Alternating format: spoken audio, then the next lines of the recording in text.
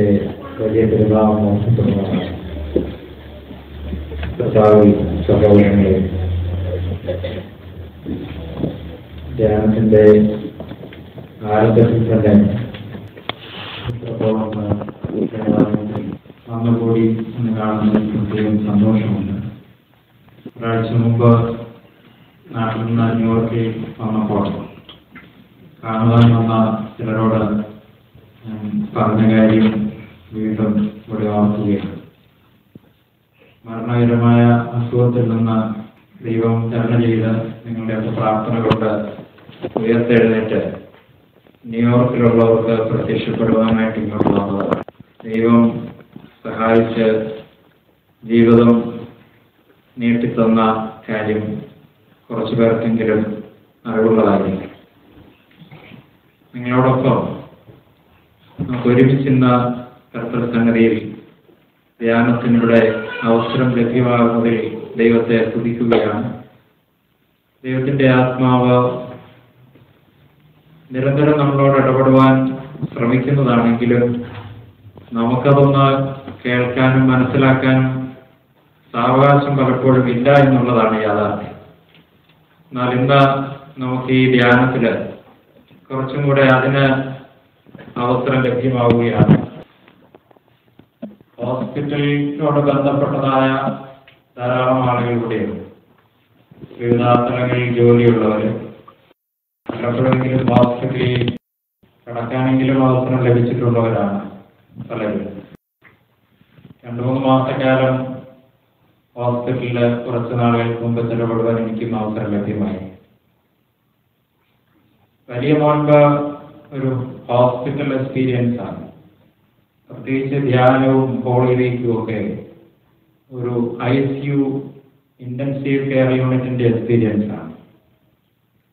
സാധാരണയുള്ള ജോലി കാര്യങ്ങളൊക്കെ മാറ്റി വെച്ചിട്ട് സൗഖ്യം മാത്രം ലക്ഷ്യമാക്കി ആശുപത്രിയിൽ കിടക്കുമ്പോൾ ആ നിശബ്ദതയിൽ ഡോക്ടറുടെ പരിചരണങ്ങളും മറ്റുള്ളവരുടെ ശുശ്രൂഷകളും സ്വീകരിച്ച് അസുഖത്തിൽ നിന്ന് മോചനം ലഭ്യമായി സൗഖ്യത്തിലേക്ക് നമ്മൾ നീങ്ങുകയാണ്. നിശബ്ദമായി കിടക്കാനും വേറിട്ടായിരിക്കുവാനും ശാന്തമായിരിക്കാനും ഒക്കെ എത്ര ഓടി നടക്കുന്നവർക്കും ICUവിലൊക്കെ കയറിയാൽ അവസരം ലഭിക്കും എന്ന് പറഞ്ഞതുപോലെയാണ് ധ്യാനത്തിലും മറ്റു തിരക്കുകൾ നോക്കി ഒന്ന് മാറി വേറിട്ട് ഒന്ന് ശാന്തമായി കിടന്നു കൊടുക്കുക. കുറച്ചുകൂടെ മുകളിലോട്ട് നോക്കി കിടക്കാൻ നല്ല വൈദ്യനായ കർത്താവ് നമുക്ക് സൗഖ്യം തരും. നമുക്ക് തന്നെ പലപ്പോഴും അറിയത്തില്ല, രോഗം തന്നെ എന്തോ അസ്വസ്ഥതകളൊക്കെ ഉണ്ടെന്നറിയാമെന്നല്ലാതെ കുറച്ചുകൂടെ കാര്യമായ പരിശോധനകൾ നടക്കാൻ ICUവിൽ ഒന്ന് കടന്നു കൊടുക്കുക എന്ന് പറഞ്ഞ പോലെയാണ്. ധ്യാനത്തിൽ വന്നിട്ട് കർത്താവെ അവിടുന്ന് ഞങ്ങളെ നോക്കി ഞങ്ങളുടെ വ്യസനത്തിനുള്ള മാർഗം ഉണ്ടോ എന്ന് ഒന്ന് ശരിക്കും പരിശോധിച്ച് അവിടുത്തെ ഹിതത്തിന് വിരുദ്ധമായിട്ടുള്ള കാര്യങ്ങളൊക്കെ അവിടുത്തെ വെളിച്ചത്തിൽ ഒന്ന് നോക്കിക്കാണാൻ തക്കവണ്ണം ഞങ്ങളെ അനുഗ്രഹിക്കണമെന്ന് പറഞ്ഞ് ഒന്ന് സമർപ്പിക്കുകയും ശാന്തമായിരിക്കുകയും ചെയ്യുക. ഈ ഡോക്ടറുടെ സ്റ്റെതസ്കോപ്പ് നിശബ്ദതയുടെയും ധ്യാനത്തിൻ്റെയും ഒരു പ്രതീകമാണെന്ന് പറയാറുണ്ട്. സാധാരണ നമ്മുടെ ആന്തരികമായിരിക്കുന്ന ഓർഗൻസിൻ്റെ ഒക്കെ സ്പന്ദനങ്ങളുടെ ശബ്ദം പുറത്തേക്ക് വരുമ്പം വായുവിലെ മറ്റ് സൗണ്ട് വേവ്സും ഒക്കെ ആയിട്ട് മിങ്കിൾ ചെയ്ത് നമുക്ക് സാധാരണ കേൾക്കാൻ പറ്റുകയാണ്. എന്നാൽ ഈ ഡോക്ടറുടെ സ്റ്റെതസ്കോപ്പിലൂടെ അത് പോരുമ്പം പുറമെയുള്ള മറ്റ് വേവ്സും ഒക്കെ ആയിട്ട് മിക്സ് ചെയ്ത് പോകാതെ നേരെ ഡോക്ടറുടെ ചെവിയിലോട്ട് വരികയാണ് എന്ന് പറഞ്ഞതുപോലെയാണ് സ്റ്റെതസ്കോപ്പ് ആകുന്ന ധ്യാനത്തിലൂടെ നിശബ്ദതയിലൂടെ നമ്മുടെ അന്തരാത്മാവിൻ്റെ നൊമ്പരങ്ങളും വേദനകളും മഹാവൈദ്യനായ ദൈവസന്നിധിയിലേക്ക് ചെല്ലുന്നത്. ദൈവത്തിനുള്ളതായ ശബ്ദം, ജീവൻ പകരുന്ന ശബ്ദം, ചൈതന്യം നൽകുന്ന, ജീവൻ നൽകുന്ന ആ ശബ്ദവും വെളിച്ചവും ഒക്കെ നമുക്ക് ഇങ്ങോട്ട് കേൾക്കാനൊക്കെ ഇടയാകും. ഒത്തിരി തിരക്കുകളിൽ ഒത്തിരി ശബ്ദങ്ങളും ബഹളങ്ങളും ഒക്കെ ആയിട്ട് പോകുമ്പോൾ ഈ ജീവൻ പകരുന്ന ദൈവിക ശബ്ദമൊക്കെ കേൾക്കാൻ പറ്റാതെ പോകുന്നില്ല. God is always talking to us through various events as well as from the center of our being. We fail to listen to that life-giving voice from God. അതുകൊണ്ട് ഈ ഹോസ്പിറ്റൽ എക്സ്പീരിയൻസ് ഒരു നിശബ്ദതയുടെ അനുഭവമാകട്ടെ. ഒട്ടുമെങ്കിൽ അടുത്ത ദിവസം വിശുദ്ധ കുർബാന അനുഭവം വരെയെങ്കിലും ഈ ഒരു സൈലൻസ് നമുക്കൊന്ന് കീപ്പ് ചെയ്യാൻ സാധിച്ചാൽ വലിയ അനുഗ്രഹം. വേണ്ടാതിരുന്ന ഞാൻ ദൈവമെന്ന് അറിഞ്ഞുകൊള്ളുകയും എന്നുള്ള വാക്യം നമുക്കറിയാം. Be still and know that I am God. നമ്മുടെ തിരക്കുകൾ നമുക്കൊന്ന് മാറി പൂർണ്ണമായ നിശബ്ദതയിൽ ദൈവത്തോടൊന്ന് ചേർന്നിരിക്കുന്നത്. എപ്പോഴും ഒത്തിരി കാര്യങ്ങൾ അങ്ങോട്ടും ഇങ്ങോട്ടും പറഞ്ഞുകൊണ്ടിരിക്കുന്നവരാണ്. ഇനി ആ പരസ്പരമുള്ള സംസാരങ്ങളൊക്കെ നിർത്തിയിട്ട് ദൈവത്തിൽ നിന്നുള്ള ശബ്ദം കേൾക്കാനും ദൈവത്തോട് സംസാരിക്കാനും ഒക്കെ ശ്രമിക്കുമ്പോൾ നമ്മുടെ പരസ്പരമുള്ള സംസാരങ്ങളുടെ ക്വാളിറ്റി തന്നെ പിന്നീട് വർദ്ധിക്കും. ചുറ്റുപാടുകളുടെ വേദനകളുടെ ശബ്ദം കേൾക്കാനുള്ളതായ കഴിവ് നമുക്ക് വർദ്ധിക്കും. ഉണ്ടാകുന്നതിന് ഒരു പൂർണ്ണമായ ദൈവീകരണത്തിന് ഈ നിശബ്ദതയുടെ ധ്യാനത്തിന്റെ ഹോസ്പിറ്റൽ എക്സ്പീരിയൻസ് സഹായകരമാകാൻ തക്കവണ്ണം നമുക്ക് ഒന്ന് സഹകരിച്ചു കൊടുക്കണം. ദൈവമാണ് സൗഖ്യമാക്കുന്നത്. ഹോസ്പിറ്റലിലൊക്കെ പശ്ചാത്തലം ഒരുക്കുന്ന ഡോക്ടറാണ് അവിടെ പ്രധാനമായിട്ടും നോക്കി വേണ്ട ഹീലിംഗ് നടത്തുന്നത്. നമ്മുടെ ഈ പെരുന്നാളിന്റെ ആരംഭത്തില് കാനാവിലെ കല്യാണത്തിന് വെള്ളം വീഞ്ഞാകാൻ തക്കവണ്ണം ഒരു ബാക്ക്ഗ്രൗണ്ട് ഒരുക്കാൻ സ്റ്റോൺ ജാറിനൊക്കെ സാധ്യമാണ്. അപ്പൊ അതിലേക്ക് ഒഴിച്ചു വെച്ച് അങ്ങോട്ട് ഏൽപ്പിച്ചു കൊടുത്തപ്പോൾ കർത്താവ് അതിനെ നോക്കി അതിൽ മാറ്റം വരുത്തുകയാണ്. പക്ഷെ ആ കൺഫർണി അതിനൊരു ബാക്ക്ഗ്രൗണ്ടൊക്കെ ഒരുക്കി കൊടുത്തു. ആ വെള്ളത്തിന് ഒതുങ്ങിയിരിക്കാൻ ശാന്തമായി ഇരുന്ന് അതിന്റെ സൃഷ്ടാവിനെ ഒന്ന് കാണാൻ എന്നൊക്കെ പറഞ്ഞ പോലെയാണ് നമ്മുടെ ഈ ആചരണങ്ങള്, നോയമ്പ്, ധ്യാനം, ഹോളി വീക്ക്, ഇതൊക്കെ സ്റ്റോൺ ജാർസ് ആണ്. അതിലേക്ക് നമ്മളെ ഒഴിച്ചിട്ട് കർത്താവിന്റെ മുമ്പാകെ സമർപ്പിക്കുകയാണ്. കല്ലും കൽഭരണിയുമല്ല നമ്മളിൽ മാറ്റം വരുത്തുന്നത്. കർത്താവിന് പ്രവർത്തിക്കാൻ തക്കമുള്ള ഒരു ബാക്ക്ഗ്രൗണ്ട് ഒരുക്കി നമ്മളെ ഒന്ന് സമർപ്പിച്ചു കൊടുക്കുന്ന ഒരു അനുഭവമായി തീരട്ടെ ഈ ധ്യാനത്തിന്റെയും ഇനി വരുന്നതായ കർത്താനുഭ്യാഴ്ചയുടെ ദിവസങ്ങളോ വലിയ നോമ്പിലെ 40 ദിവസത്തെ നോമ്പൊക്കെ കഴിഞ്ഞ് 40-ാം വെള്ളിയാഴ്ചയും കഴിഞ്ഞ് ഹോളി വീക്കിലേക്ക് പ്രവേശിക്കുന്നതിന് തൊട്ട് മുമ്പുള്ള സമയത്താണല്ലോ നമുക്ക് ഇങ്ങനൊരു അവസരം ലഭ്യമായിരിക്കുന്നത്. ഈ ദിവസത്തിനൊരു പ്രത്യേകതയാണ്. ലാസറിന്റെ ശനിയാഴ്ചയാണ്. ലാസറിന് കർത്താവ് വിടുതൽ നൽകി ജീവനിലേക്ക് തിരിച്ചു കൊണ്ടുവന്നതായ ആ സംഭവം പ്രത്യേകം ഒന്ന് ഓർക്കാനായിട്ടുള്ള ഒരു സന്ദർഭവും കൂടിയാണ്. അതുകൊണ്ട് തന്നെ ആ വേദഭാഗം ഇന്ന് ധ്യാനത്തിന് വിഷയമാക്കുവാനായിട്ടാണ് ആഗ്രഹിക്കുന്നത്. ഏത് അധ്യായത്തിലാണ് ആ സംഭവം പറയുന്നത്? വിശുദ്ധ യോഹന്നാന്റെ സുവിശേഷം 11-ാം അധ്യായം, സെയിന്റ് ജോൺ ചാപ്റ്റർ 11. 12-ാം അധ്യായത്തിന്റെ ആരംഭത്തിലും അതിന്റെ ഒരു തുടർച്ച നമുക്ക് കാണുവാനായിട്ട് കഴിയും. ഈ അസുഖമൊക്കെ കഴിഞ്ഞ് വിശ്രമത്തിന് ശേഷം ആദ്യമായിട്ട് വിശുദ്ധ കുർബാനയ്ക്ക് കൂടുമ്പോൾ എന്റെ മനസ്സിൽ പെട്ടെന്ന് വന്ന ഒരു ചിത്രമാണ്. കർത്താവ് ലാസറിനെ ഉയർപ്പിച്ചതിന്റെ ശേഷം ആ കുടുംബം ഒരു താങ്ക്സ് ഗിവിംഗ് ഡിന്നർ കൊടുക്കുന്നു. ഒരു നന്ദി സൂചകമായിരിക്കുന്ന ഒരു ഭക്ഷണം യേശുവിന് നൽകുന്നു. അതില് യേശുവിന്റെ ഒപ്പം ലാസർ ഇരുന്ന് ഭക്ഷണം കഴിച്ചുവെന്നും മാർത്തയും മറ്റും വിളമ്പി കൊടുത്തുവെന്നും മറിയ കർത്താവിന്റെ കാൽക്കലിരുന്ന് വിലയേറിയ തൈലം ഒഴിച്ച് കാല് അനോയിന്റ് ചെയ്ത് അതിനുശേഷം തന്റെ തലമുടി കൊണ്ട് തോർത്തിയെന്നൊക്കെ നമ്മൾ വായിക്കുന്നു. വിശുദ്ധ യോഹന്നാന്റെ സുവിശേഷം 12-ാം അധ്യായത്തിന്റെ ആരംഭത്തിൽ. ഈ ഒരു ചിന്തയും ചിത്രവുമാണ് എൻ്റെ മനസ്സിലേക്ക് മരണകരമായ ഒരു അസുഖത്തിൽ നിന്ന് മോചനം ലഭ്യമായ ശേഷം വിശുദ്ധ കുർബാനയിൽ അറ്റൻഡ് ചെയ്യുമ്പോൾ കടന്നു വന്നു. Eucharist means thanks giving. ഇതൊക്കെ നമുക്ക് അറിയാവുന്ന കാര്യങ്ങളാണ്. വിശുദ്ധ കുർബാന ആത്യന്തികമായ ഒരു നന്ദി അർപ്പണമാണ്. ആരാധന ദൈവത്തിന് സ്തുതി അർപ്പിക്കുന്നതാണ്. എങ്കിലും ചില പ്രത്യേക അനുഭവങ്ങളിലൂടെ കടന്നു പോകുമ്പോൾ അതിന്റെ അർത്ഥങ്ങളുടെ ആഴങ്ങൾ കുറച്ചുകൂടെ വ്യക്തമാണ്. ലാസർ കർത്താവിന്റെ കൂടെ ഇരുന്ന് ഭക്ഷണം കഴിക്കുന്ന പോലെയാണല്ലോ ഞാൻ ഈ വിശുദ്ധ കുർബാനയിലെ കർത്താവിന്റെ കൂടെ ഇരുന്ന് കർത്താവിനെ തന്നെ തിരിച്ചും രക്തങ്ങളായി സ്വീകരിക്കുന്നത് എന്നുള്ള ഒരു ചിന്തയും ചിത്രവും വളരെ ശക്തമായ മനസ്സിലേക്ക് വന്നതെന്ന് ഓർക്കുന്നു. ആ കുടുംബം കടന്നുപോയ വേദനയും തകർച്ചയും അതിൽ നിന്ന് ശേഷമുണ്ടായ മഹാസന്തോഷവും ഒക്കെ പ്രതിപാദിക്കുന്ന വിശുദ്ധ യോഹന്നാന്റെ സുവിശേഷം 11-ാം അധ്യായത്തിലെ ചില ചിന്തകൾ നിങ്ങളുടെ ശ്രദ്ധയിലേക്ക് കൊണ്ടുവരാൻ ശ്രമിക്കുകയാണ്. വളരെ പരിചയമുള്ള വേദഭാഗങ്ങൾ. ഇതിലൂടെ ദൈവത്തിന്റെ ആത്മാവ് നമ്മോട് സംസാരിക്കുവാൻ നമുക്ക് തുടർന്നും പ്രാർത്ഥിക്കും. ഒരു വർഷം നമ്മുടെ തലകളാക്കി നമുക്ക് പ്രാർത്ഥിക്കാം.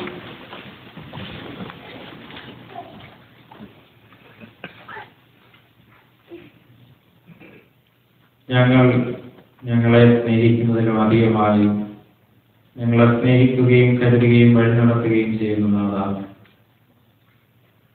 തിരുസന്നിധിയിൽ കൂടി വരാൻ ഇടയാക്കി ഈ നല്ല സന്ദർഭത്തിനായിട്ട് നന്ദിയോടെ സ്തുതിക്കുന്നു.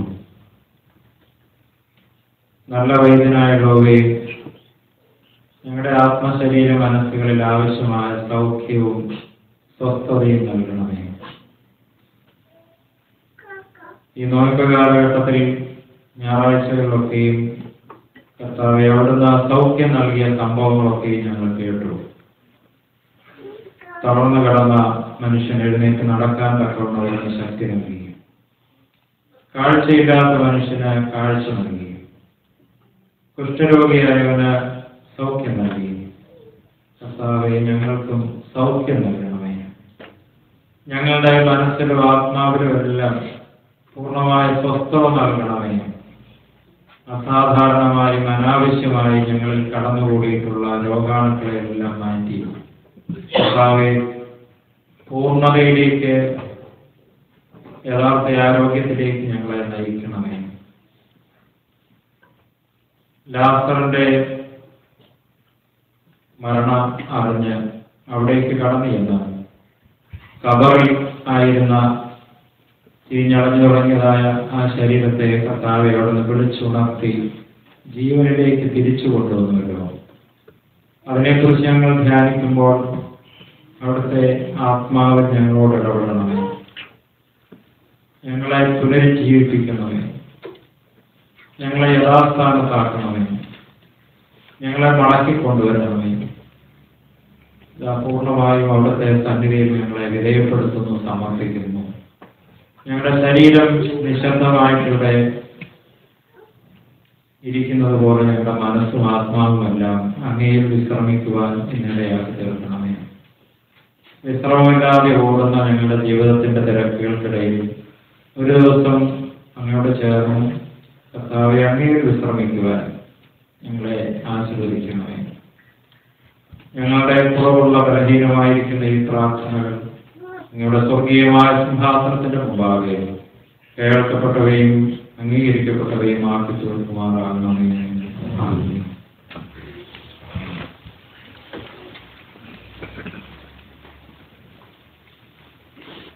ഈ അധ്യായത്തിന്റെ ആരംഭത്തില് കർത്താവ് വളരെയധികം സ്നേഹിച്ചിരുന്ന ബഥാന്യയിലെ കുടുംബത്തിലുണ്ടായ ലാസറിന് നേരിട്ടതായ രോഗത്തെ തുടർന്ന് അവർ ആളുകളെ യേശുവിന്റെ അടുക്കിലേക്ക് അയക്കുകയാണ്. യേശുവിന്റെ അടുക്കൽ വന്ന് തനിക്ക് പ്രിയനായവൻ രോഗിയായിരിക്കുന്നുവെന്ന് യേശുവിനെ അറിയിക്കുന്നു. അവരുടെ ദുഃഖത്തിലും സന്തോഷത്തിലുമെല്ലാം വളരെ ശക്തമായ ആഴമായിരിക്കുന്ന ഒരു ബന്ധം ക്രിസ്തുവുമായിട്ട് നിലനിർത്തിയിരുന്നു. രോഗസന്ദർഭത്തിലും ദുരിതത്തിന്റെ അവസരത്തിലും മാത്രമല്ല, ജീവിതത്തിന്റെ എല്ലാ നിമിഷങ്ങളിലും വളരെ ഇന്റിമേറ്റ് ആയിരിക്കുന്ന ഒരു റിലേഷൻഷിപ്പ് കുടുംബമായിട്ട് ക്രിസ്തുവുമായിട്ട് നിലനിർത്തുന്നതിന്റെ ഒരു സൂചനയും പ്രതീകവുമാണ് ബഥാന്യയിലെ ആ കുടുംബം എന്നുള്ളത് നമുക്കറിയാം.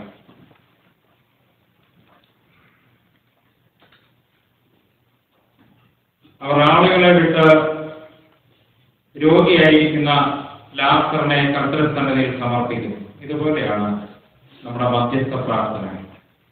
മറ്റുള്ളവർക്ക് വേണ്ടി, രോഗിയായവർക്ക് വേണ്ടിയുള്ള പ്രാർത്ഥന. നിങ്ങൾ ഇവിടെയും ലോകത്തിന്റെ പല ഭാഗങ്ങളിലും ഞാൻ രോഗിയായിരുന്ന സന്ദർഭത്തിൽ ഇതുപോലെ കർത്തൃസന്നിധിയിലേക്ക് ആളുകളെ അയച്ചു. ഈ ഇടവകയിൽ നിന്നും മറ്റ് പള്ളികളിൽ നിന്നും ഒക്കെയും രോഗിയായിരിക്കുന്നു, കർത്താവെ ഇടപെടണമേ എന്ന് പറഞ്ഞുള്ള പ്രാർത്ഥനകൾ ആളുകളെ കർത്താവിന്റെ സന്നിധിയിലേക്ക് അയക്കുന്നത് പോലെയാണ്. കർത്താവ് ഇത് കേട്ടിട്ട് പ്രതികരിക്കുന്നത് വളരെ ശ്രദ്ധേയമാണ്. എന്തായിരുന്നു? വളരെ സ്പോണ്ടേനിയസ് ആയിട്ട് യേശു ഈ വാർത്ത കേട്ടപ്പോൾ പറയുന്ന കാര്യം 11-ാം അധ്യായം 4-ാമത്തെ വാക്യത്തിൽ നമ്മൾ വായിക്കുന്നു. ഈ ലോകം മരണത്തിനായിട്ടല്ല, ദൈവത്തിന്റെ മഹത്വത്തിനായിട്ടാണ്. ദൈവനാമ മഹത്വത്തിന് വേണ്ടി, അല്ലെങ്കിൽ ദൈവത്തിന്റെ മഹത്വവും ശക്തിയും ഒക്കെ പ്രകടമാകാനും കൂടുതൽ മാനിഫെസ്റ്റ് ചെയ്യാനുള്ളതായ ഒരു ഓപ്പർച്യൂണിറ്റിയാണ് എന്നാണ് യേശു പറയുന്നത്.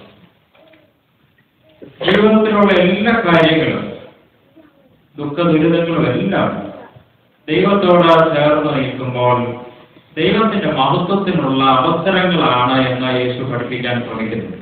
ആ വിധത്തിൽ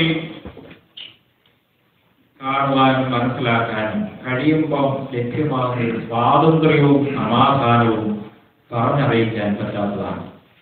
അന്ധനായ മനുഷ്യന്റെ കാര്യത്തിൽ യേശുവിനോട് ഇവന്റെ പാപമാണോ, ഇവന്റെ മാതാപിതാക്കളുടെ കുറ്റമാണോ എന്നൊക്കെ ചോദിക്കുമ്പോഴും ഏകദേശം ഇതേ രീതിയിൽ തന്നെയാണ് യേശു പ്രതികരിക്കുന്നത്. അത് ദൈവത്തിന്റെ മഹത്വം വെളിപ്പെടാൻ വേണ്ടിയാണ്. For the manifestation of the glory of God. ദൈവത്തിന്റെ മഹത്വത്തിന് വേണ്ടി ലഭ്യമാകുന്ന ഓപ്പർച്യൂണിറ്റി ആയിട്ട് ജീവിതത്തിന്റെ എല്ലാ കാര്യങ്ങളെയും കാണാൻ സാധിക്കുന്നില്ല. എത്ര അനുഗ്രഹകരമായിട്ടുള്ളതാണ്. ഇത് യേശു നമ്മെ ഓർമ്മിപ്പിക്കുകയാണ് ഈ സംഭവത്തിൽ. പണ്ട് പറഞ്ഞിട്ടുള്ളതായിരിക്കാം, കുറെ വർഷങ്ങൾക്ക് മുമ്പ് പരിചയപ്പെട്ടതായ ഒരു കുടുംബത്തിലുണ്ടായതായ ഒരു വലിയ ദുഃഖ സന്ദർഭത്തിൽ ആ ഭവനത്തിലേക്ക് കടന്നു ചെല്ലാനായിട്ടിടയായി. 2 മക്കളുള്ളതിൽ മൂത്ത മോള് 10-ാം ക്ലാസ്സിൽ പഠിക്കുന്ന സന്ദർഭത്തിലാണ് പെട്ടെന്ന് വന്ന അസുഖം മൂലം മരിച്ചുപോയി. തികഞ്ഞ വിശ്വാസവും ആഴമായ ദൈവാശ്രയമുള്ളതായ ആ ഭവനത്തിലേക്ക് കടന്നു ചെന്നപ്പം സാജു എന്ന് പറഞ്ഞതായ ആ വീട്ടുകാരൻ അദ്ദേഹത്തിന്റെ വീടിന്റെ വരാന്തയിൽ എഴുതിയൊരു ബൈബിൾ വാക്യം ഒട്ടിച്ചു വെച്ചിരിക്കുന്നത് കാണാൻ കഴിഞ്ഞു. യഹോവ തന്നു, യഹോവ എടുത്തു, യഹോവയുടെ നാമം വാഴ്ത്തപ്പെടുമാറാകട്ടെ, യഹോവയുടെ നാമം മഹത്വപ്പെടുമാറാകട്ടെ. അതുപോലെയുള്ളതായ ഒരു പ്രതിസന്ധി ഘട്ടത്തിൽ അവരുടെ ദൈവാശ്രയം അത് ദൈവനാമ മഹത്വത്തിനായിട്ട് തിരിയുന്നു. വളരെ നിരാശാജനകമായ സാധാരണ സാഹചര്യങ്ങളിൽ പോലും ദൈവാശ്രയത്തോടെ നിൽക്കുമ്പോൾ എല്ലാം ദൈവനാമ മഹത്വത്തിന് വേണ്ടി മാത്രമാണ് എന്നുള്ളത് ബോധ്യപ്പെടാൻ തക്കവണ്ണം ഇടയായിട്ട് തീരും. എന്നാൽ ജീവിതം പലപ്പോഴും പരിശോധിക്കുമ്പോൾ ബുദ്ധിമാന്യമുള്ള ഒരു കുഞ്ഞിനെ ലഭ്യമായതും അതുപോലെയുള്ള പല ക്രൈസിസ് ജീവിതത്തിൽ വന്നതുമെല്ലാം പുറകോട്ട് നോക്കുമ്പോൾ ദൈവത്തിന്റെ മഹത്വം വെളിപ്പെടാനാണ് എന്നുള്ളത് നാളുകൾ കഴിയുന്തോറും കൂടുതൽ തിരിച്ചറിഞ്ഞുകൊണ്ടിരിക്കുകയാണ്. ഒരു സാധാരണ വീക്ഷണത്തിൽ ലോകപ്രകാരം ചിന്തിക്കുമ്പോൾ വളരെ ദുഃഖകരമെന്ന് തോന്നുന്ന കാര്യങ്ങളൊക്കെ ദൈവത്തോട് ചേർന്ന് നിൽക്കുമ്പോൾ അത് നമ്മൾ അറിയാത്ത വിധത്തിൽ മറ്റുള്ളവരുടെ വിശ്വാസത്തെ സ്ഥിരീകരിക്കാൻ, മറ്റുള്ളവരുടെ പ്രത്യാശ വളർത്താനും ഒക്കെ ഉള്ള ഒരു അവസരമാക്കി ഉപയോഗിക്കാൻ സാധിക്കും. അനേകർക്ക് സാന്ത്വനം പകരാൻ തക്കവണ്ണം നമ്മൾ ദൈവകരങ്ങളിൽ ഉപകരണങ്ങളായിട്ട് മാറും. ആ വിധത്തിൽ ജീവിതത്തിന്റെ പ്രതിസന്ധികളെ കാണാൻ തക്കവണ്ണം സാധിച്ചിട്ടുണ്ടോ, സാധിക്കുന്നുണ്ടോ? ഒരിക്കലും നമുക്ക് സാധാരണ ബുദ്ധിക്കും യുക്തിക്കും മനസ്സിലാകാത്ത വിധത്തിലുള്ളതായ ഒരു ഭാഷയാണ് യേശു ഉപയോഗിക്കുന്നത്. ദുഃഖിക്കുന്നവർ ഭാഗ്യവാന്മാർ, അവർക്ക് ആശ്വാസം ലഭിക്കും. ഇത് സാമാന്യ ബുദ്ധി കൊണ്ട് ഒരിക്കലും മനസ്സിലാക്കാൻ പറ്റാത്തതായ കാര്യമാണ്.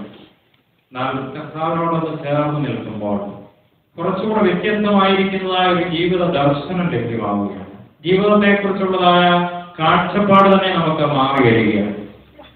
എല്ലാം ദൈവത്തിന്റെ മഹത്വത്തിന് വേണ്ടിയാണ് എന്ന് ഓർമ്മിക്കുകയാണ്. അർത്ഥമൊക്കെ എങ്ങനെയാണ് ദൈവത്തിന്റെ മഹത്വത്തിന് മുഖാന്തരമാകുന്നു. നോർമലായിരിക്കുന്ന കാര്യങ്ങളെ പോലും ദൈവത്തിന്റെ ദാനമാണെന്ന് ഓർക്കാൻ പലപ്പോഴും കഴിയാത്ത അവസ്ഥയിൽ അസുഖം വന്നു കഴിയുമ്പം ഓർക്കാൻ കഴിയും. സുഖം എന്നുള്ളതാണ് ഏറ്റവും വലിയ അനുഗ്രഹം എന്ന് പറഞ്ഞാൽ അസുഖം ഇല്ലാത്ത അവസ്ഥയാണ് ഏറ്റവും വലിയ പറക്കൽ. വലിയ അസുഖം വന്നിട്ട് സൗഖ്യമാകുമ്പോൾ അത് ഭയങ്കരമായ അത്ഭുതമാണെന്നൊക്കെ നമ്മൾ പറയും. അതൊരു എത്രയോ വലിയ അത്ഭുതമാണ്. ഓരോ നാളും നമ്മൾ ഈ അസുഖം ഇല്ലാത്ത അവസ്ഥയിൽ എൻജോയ് ചെയ്തുകൊണ്ടിരിക്കുന്നു. പക്ഷെ അത് തിരിച്ചറിയണമെങ്കിൽ ചിലപ്പോൾ അസുഖം വരണം. ഇത് 3 ആഴ്ചക്കാലം ടെമ്പറേച്ചർ 100 ഡിഗ്രിക്ക് മുകളിൽ തന്നെ ആയിരുന്ന അവസ്ഥയിൽ ആശുപത്രിയിൽ കടന്നു. ഐസ് വെച്ച് നോക്കിയിട്ടും മരുന്നുകൾ നൽകിയിട്ടും ഒന്നും താഴ്ന്നില്ല. എല്ലാ ദിവസവും ടെമ്പറേച്ചറൊക്കെ നോക്കി ഈ ഡിഗ്രി അറിയുമ്പം വലിയ പ്രയാസമായി. അത് മാത്രമല്ല, ടെമ്പറേച്ചർ നോക്കുമ്പോൾ മാത്രമല്ല ഫീൽ ചെയ്തുകൊണ്ടിരിക്കുകയല്ലേ എപ്പോഴും. ഉറക്കം ശരിയാകുകയില്ല, അസ്വസ്ഥതകൾ, ഇതെല്ലാം കഴിഞ്ഞിട്ട് ഒരു ദിവസം ഈ ടെമ്പറേച്ചറൊക്കെ നോക്കിയിട്ട് 100-ൽ താഴെയുള്ള നമ്പർ പറഞ്ഞു കേട്ടപ്പം, അല്ലെങ്കിൽ നോർമൽ എന്നുള്ള വാക്ക് കേട്ടപ്പം അത് വലിയൊരു സുവിശേഷം കേൾക്കുന്നത് പോലെ. അപ്പൊ ഞാൻ ഓർത്തു, സാധാരണ എത്രയോ വർഷങ്ങളായിട്ട് ഈ നോർമൽ ടെമ്പറേച്ചറൊക്കെ കഴിഞ്ഞു പോന്നപ്പം ഇത്രയും അത് ദൈവത്തിന്റെ ദാനമാണെന്ന് ഓർക്കാനായിട്ട് കഴിഞ്ഞിട്ടില്ലല്ലോ. നമ്മുടെ കുഞ്ഞുങ്ങളുമൊക്കെ ഈ മൈൽ സ്റ്റോൺസ് ഒന്നും ഡിലേഡ് ആകാതെ കവന്നു വീഴുന്നു, എഴുന്നേറ്റ് നടക്കുന്നു.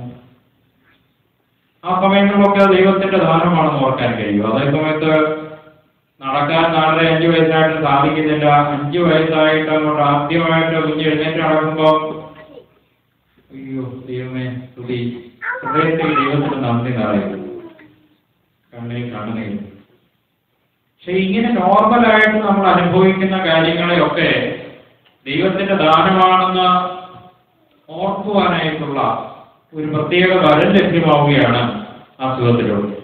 അതോടൊപ്പം നമ്മുടെ കുറവുകൾ ഓർക്കുവാനും ബലഹീനതകളെ ധ്യാനിക്കാനും ചിന്തിക്കാനും ഏറ്റുപറയാനും അനുദപിക്കാനും ഒക്കെയുള്ള വലിയ പ്രേരണ ലഭിക്കുകയാണ്.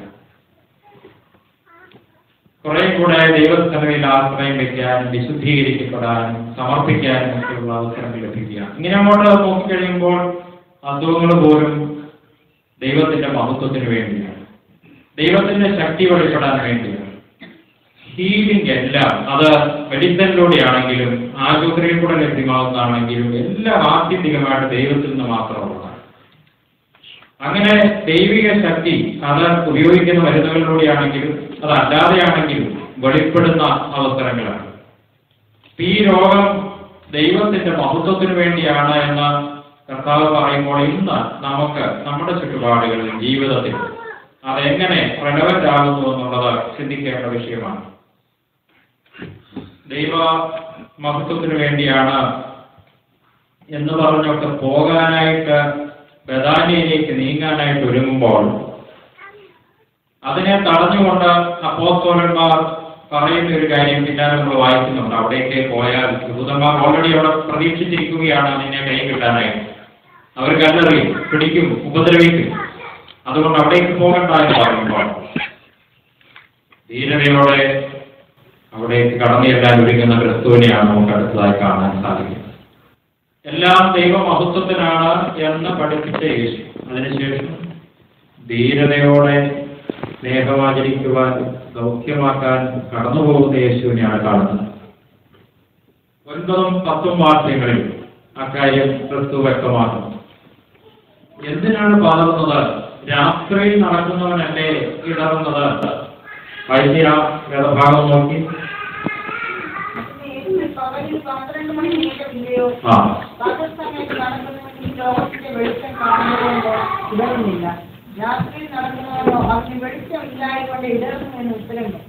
പകൽ നടക്കുന്നവന് ഇടറുന്ന ആവശ്യമില്ല. ധൈര്യമായിട്ട് വെളിച്ചത്തിൽ നിന്നിട്ട് നടന്നു പോകാൻ. രാത്രിയിൽ വേണ്ട വെളിച്ചവും കയ്യിലില്ലാത്തപ്പോൾ നടന്നു പോകുന്നവന് ഭയവും വിടർച്ചയും ഒക്കെ വരാനായിട്ടുള്ള സാധ്യതയേറെയാണ്. ഇത് വരാനിരിക്കുന്ന ഭവിഷ്യത്തുകളും പ്രതിസന്ധികളും പീഡനങ്ങളും ഒക്കെ പറഞ്ഞ് യേശുവിനെ തടയാൻ ശ്രമിക്കുമ്പോൾ ക്രിസ്തു പറയുന്നതായ വാചകമാണ്. ധീരതയുടെ രഹസ്യം, ധൈര്യത്തിന്റെ സീക്രട്ടൊക്കെ യേശു വെളിപ്പെടുത്തുകയാണ്. വെളിച്ചത്തിൽ നടക്കുന്നവർക്ക് ഭയമില്ല. ദൈവത്തിന്റെ വെളിച്ചത്തിൽ എന്റെ പിതാവിന്റെ ഇഷ്ടം അനുസരിച്ച് അവരോട് ചേർന്ന് ഞാൻ ഈ ലോകത്തിൽ ജീവിക്കുന്നത് കൊണ്ട് എനിക്ക് ഭയമില്ല എന്നാണ് യേശു പറയാൻ ശ്രമിക്കുന്നത്. ഒന്നിനെയും ഈ ലോകത്തിൽ ഞാൻ ഭയപ്പെടുന്നില്ല. കാരണം ഞാൻ ആ വെളിച്ചത്തിൽ ജീവിക്കും. നമ്മൾ ഈ വെളിച്ചത്തിൽ നോക്കിയത് അല്പം മാറിപ്പോകുമ്പോഴല്ലേ നമ്മുടെ ജീവിതത്തിലും അറിഞ്ഞോ അറിയാതെയോ ഒക്കെ ഭയത്തിന്റെ പിടിപാടുകളൊക്കെ കടന്നുകൂടുന്നത് എന്നുള്ളതാണ്. ഭയം കൊണ്ട് തന്നെ കർത്താവിനെ തള്ളിക്കളയുന്ന അനുഭവങ്ങൾ നമ്മുടെ പ്രവർത്തന മേഖലകളിൽ ജീവിതത്തിൽ ഉണ്ടാകുന്നു. നമ്മൾ ഈ കർത്താവിനെയൊക്കെ നോക്കുമ്പോൾ യേശുവിനെ തള്ളിക്കളയുന്നവരുടെ ഒക്കെ കാര്യങ്ങൾ ഈ ഭയത്തിന്റെ സ്വാധീനം വളരെ ശക്തമായിട്ട് കാണാൻ സാധിക്കും. പീലാത്തോസ് എത്രയധികമായി ആഗ്രഹിച്ചു യേശുവിനെ സംരക്ഷിക്കാൻ, പ്രൊട്ടക്ട് ചെയ്യാൻ. ഞാൻ ഇതിൽ യാതൊരു കുറവും കാണുന്നില്ല എന്ന് 2-3 പ്രാവശ്യം പറയുന്നുണ്ട് പീലാത്തോസ്. അവസാനം വീണ്ടും സ്വതന്ത്രങ്ങൾ വന്നപ്പോൾ എങ്ങനെയെങ്കിലും ഒന്ന് രക്ഷപ്പെടുത്തണമല്ലോ എന്ന് ആഗ്രഹിച്ചിട്ടാണ് നിങ്ങളുടെ പതിവനുസരിച്ച് ഈ ഫെസ്റ്റിവലിന് ഒരു കുറ്റവാളിയെ ഫ്രീയാക്കുന്ന പാരമ്പര്യമനുസരിച്ച് ഇവനെ അങ്ങ് വെറുതെ വിട്ടേക്കാമെന്ന് പറയും. അങ്ങനെയെങ്കിലും ക്രിസ്തുവിനെ ഒന്ന് സഹായിക്കാനും രക്ഷപ്പെടുത്താനും ശ്രമിക്കുകയാണ്. അതിനും നിവൃത്തിയില്ലാതെ വരുന്നു. തന്റെ സ്ഥാനം നഷ്ടപ്പെടുത്തും. ഈ ക്രിസ്തുവിനെ പ്രൊട്ടക്ട് ചെയ്തിരുന്നാൽ തന്റെ ഭാവി തന്നെ അപകടത്തിലാകുമോ എന്നുള്ളതായ ഭയം വന്നപ്പോൾ എന്നാ തന്നെ ഇവരെ കൊണ്ടുപോയി എന്നെ വേണം ചെയ്തു എന്ന് പറഞ്ഞ് വിട്ടുകൊടുക്കുകയാണ്. നമ്മുടെ ഓഫീസിലും പള്ളിയിലും ഒക്കെ പല ഇടപെടലുകളിൽ ചില ഭയങ്ങൾ കൊണ്ട് നന്മയും സത്യവും സ്നേഹവും നീതിയും ഒക്കെ കൈവിട്ട് കളയുന്ന അവസ്ഥ. സത്യം അറിയാവുന്നതും പത്രോസ്ലീഹായെ പോലെ ഞാൻ അറിയുന്നില്ല എന്ന് പറയേണ്ട അവസ്ഥ വരുന്നില്ല. ഭയം കൊണ്ട് യേശുവിനോട് ചേർന്ന് നിൽക്കുമ്പോൾ ഈ ലോകത്തിൽ ഒരിക്കലും തരാൻ കഴിയാത്ത വിധത്തിലുള്ള ധൈര്യവും തൻ്റെ ഇടവും നമ്മുടെ ജീവിതത്തിൽ ലഭിക്കേണ്ടതാണ്.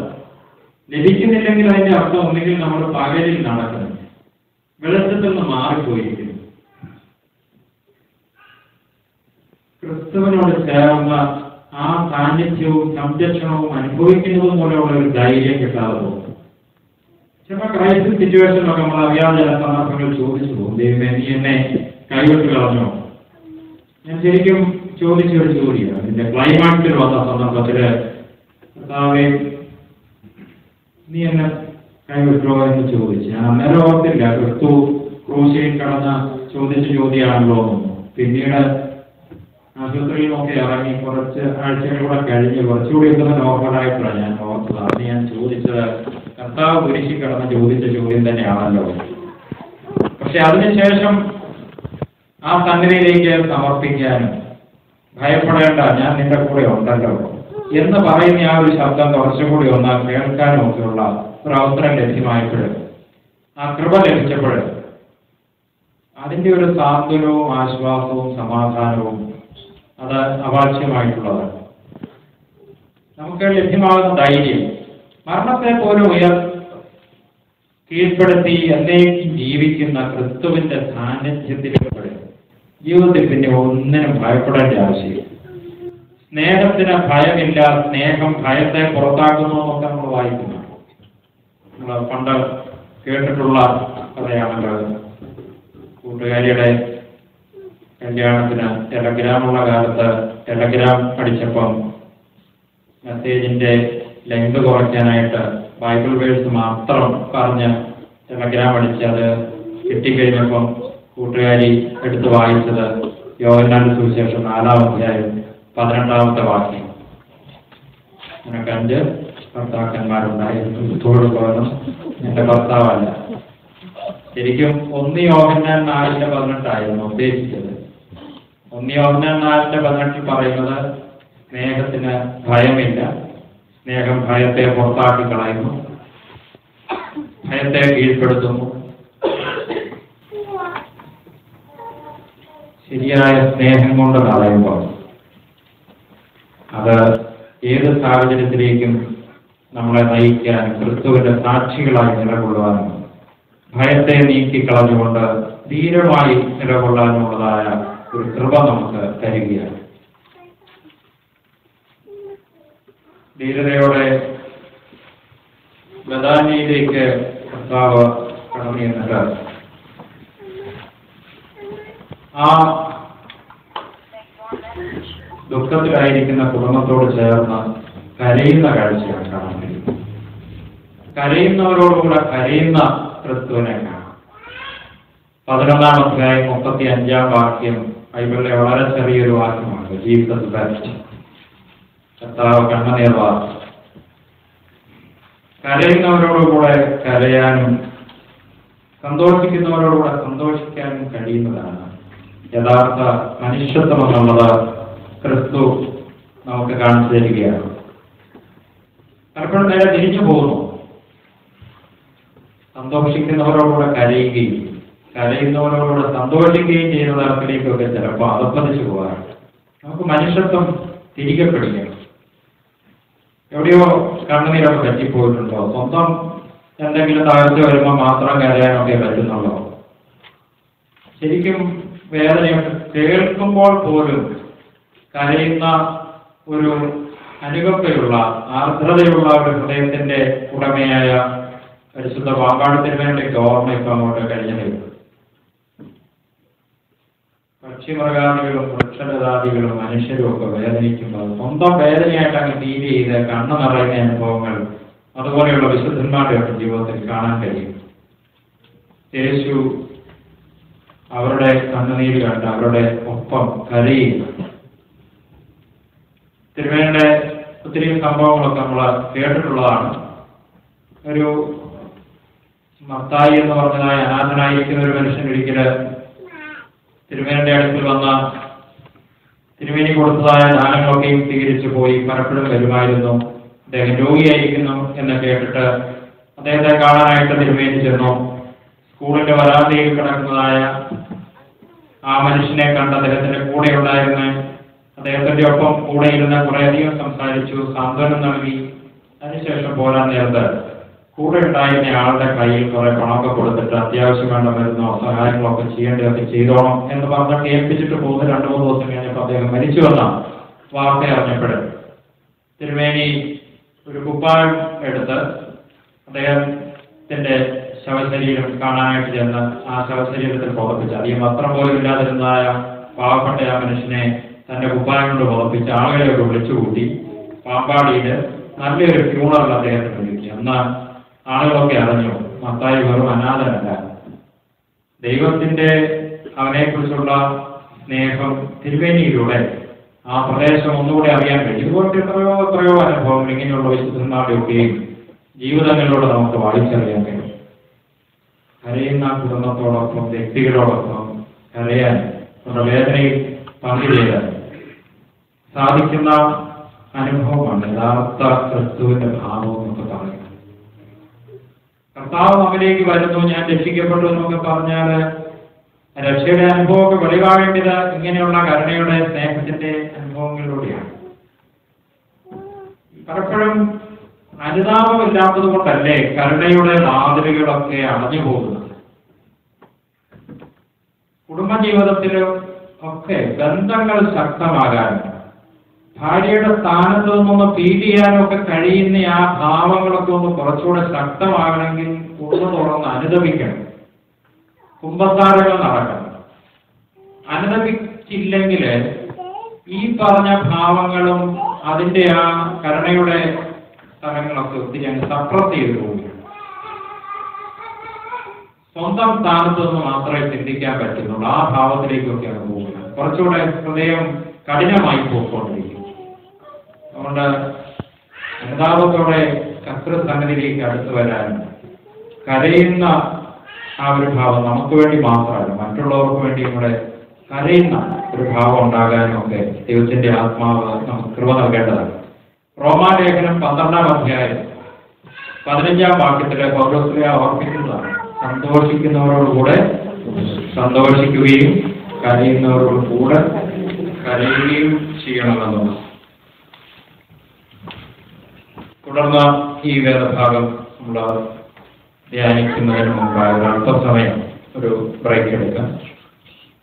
നിശബ്ദതയിൽ തന്നെ അല്പസമയം തുടരാം. അത്യാവശ്യം നമുക്ക് കറങ്ങേണ്ടവർക്ക് ഇറങ്ങിയിട്ട് കേട്ട കാര്യങ്ങളുടെ അടിസ്ഥാനത്തിൽ നമ്മുടെ ആത്മാവ് ഹൃദയത്തിൽ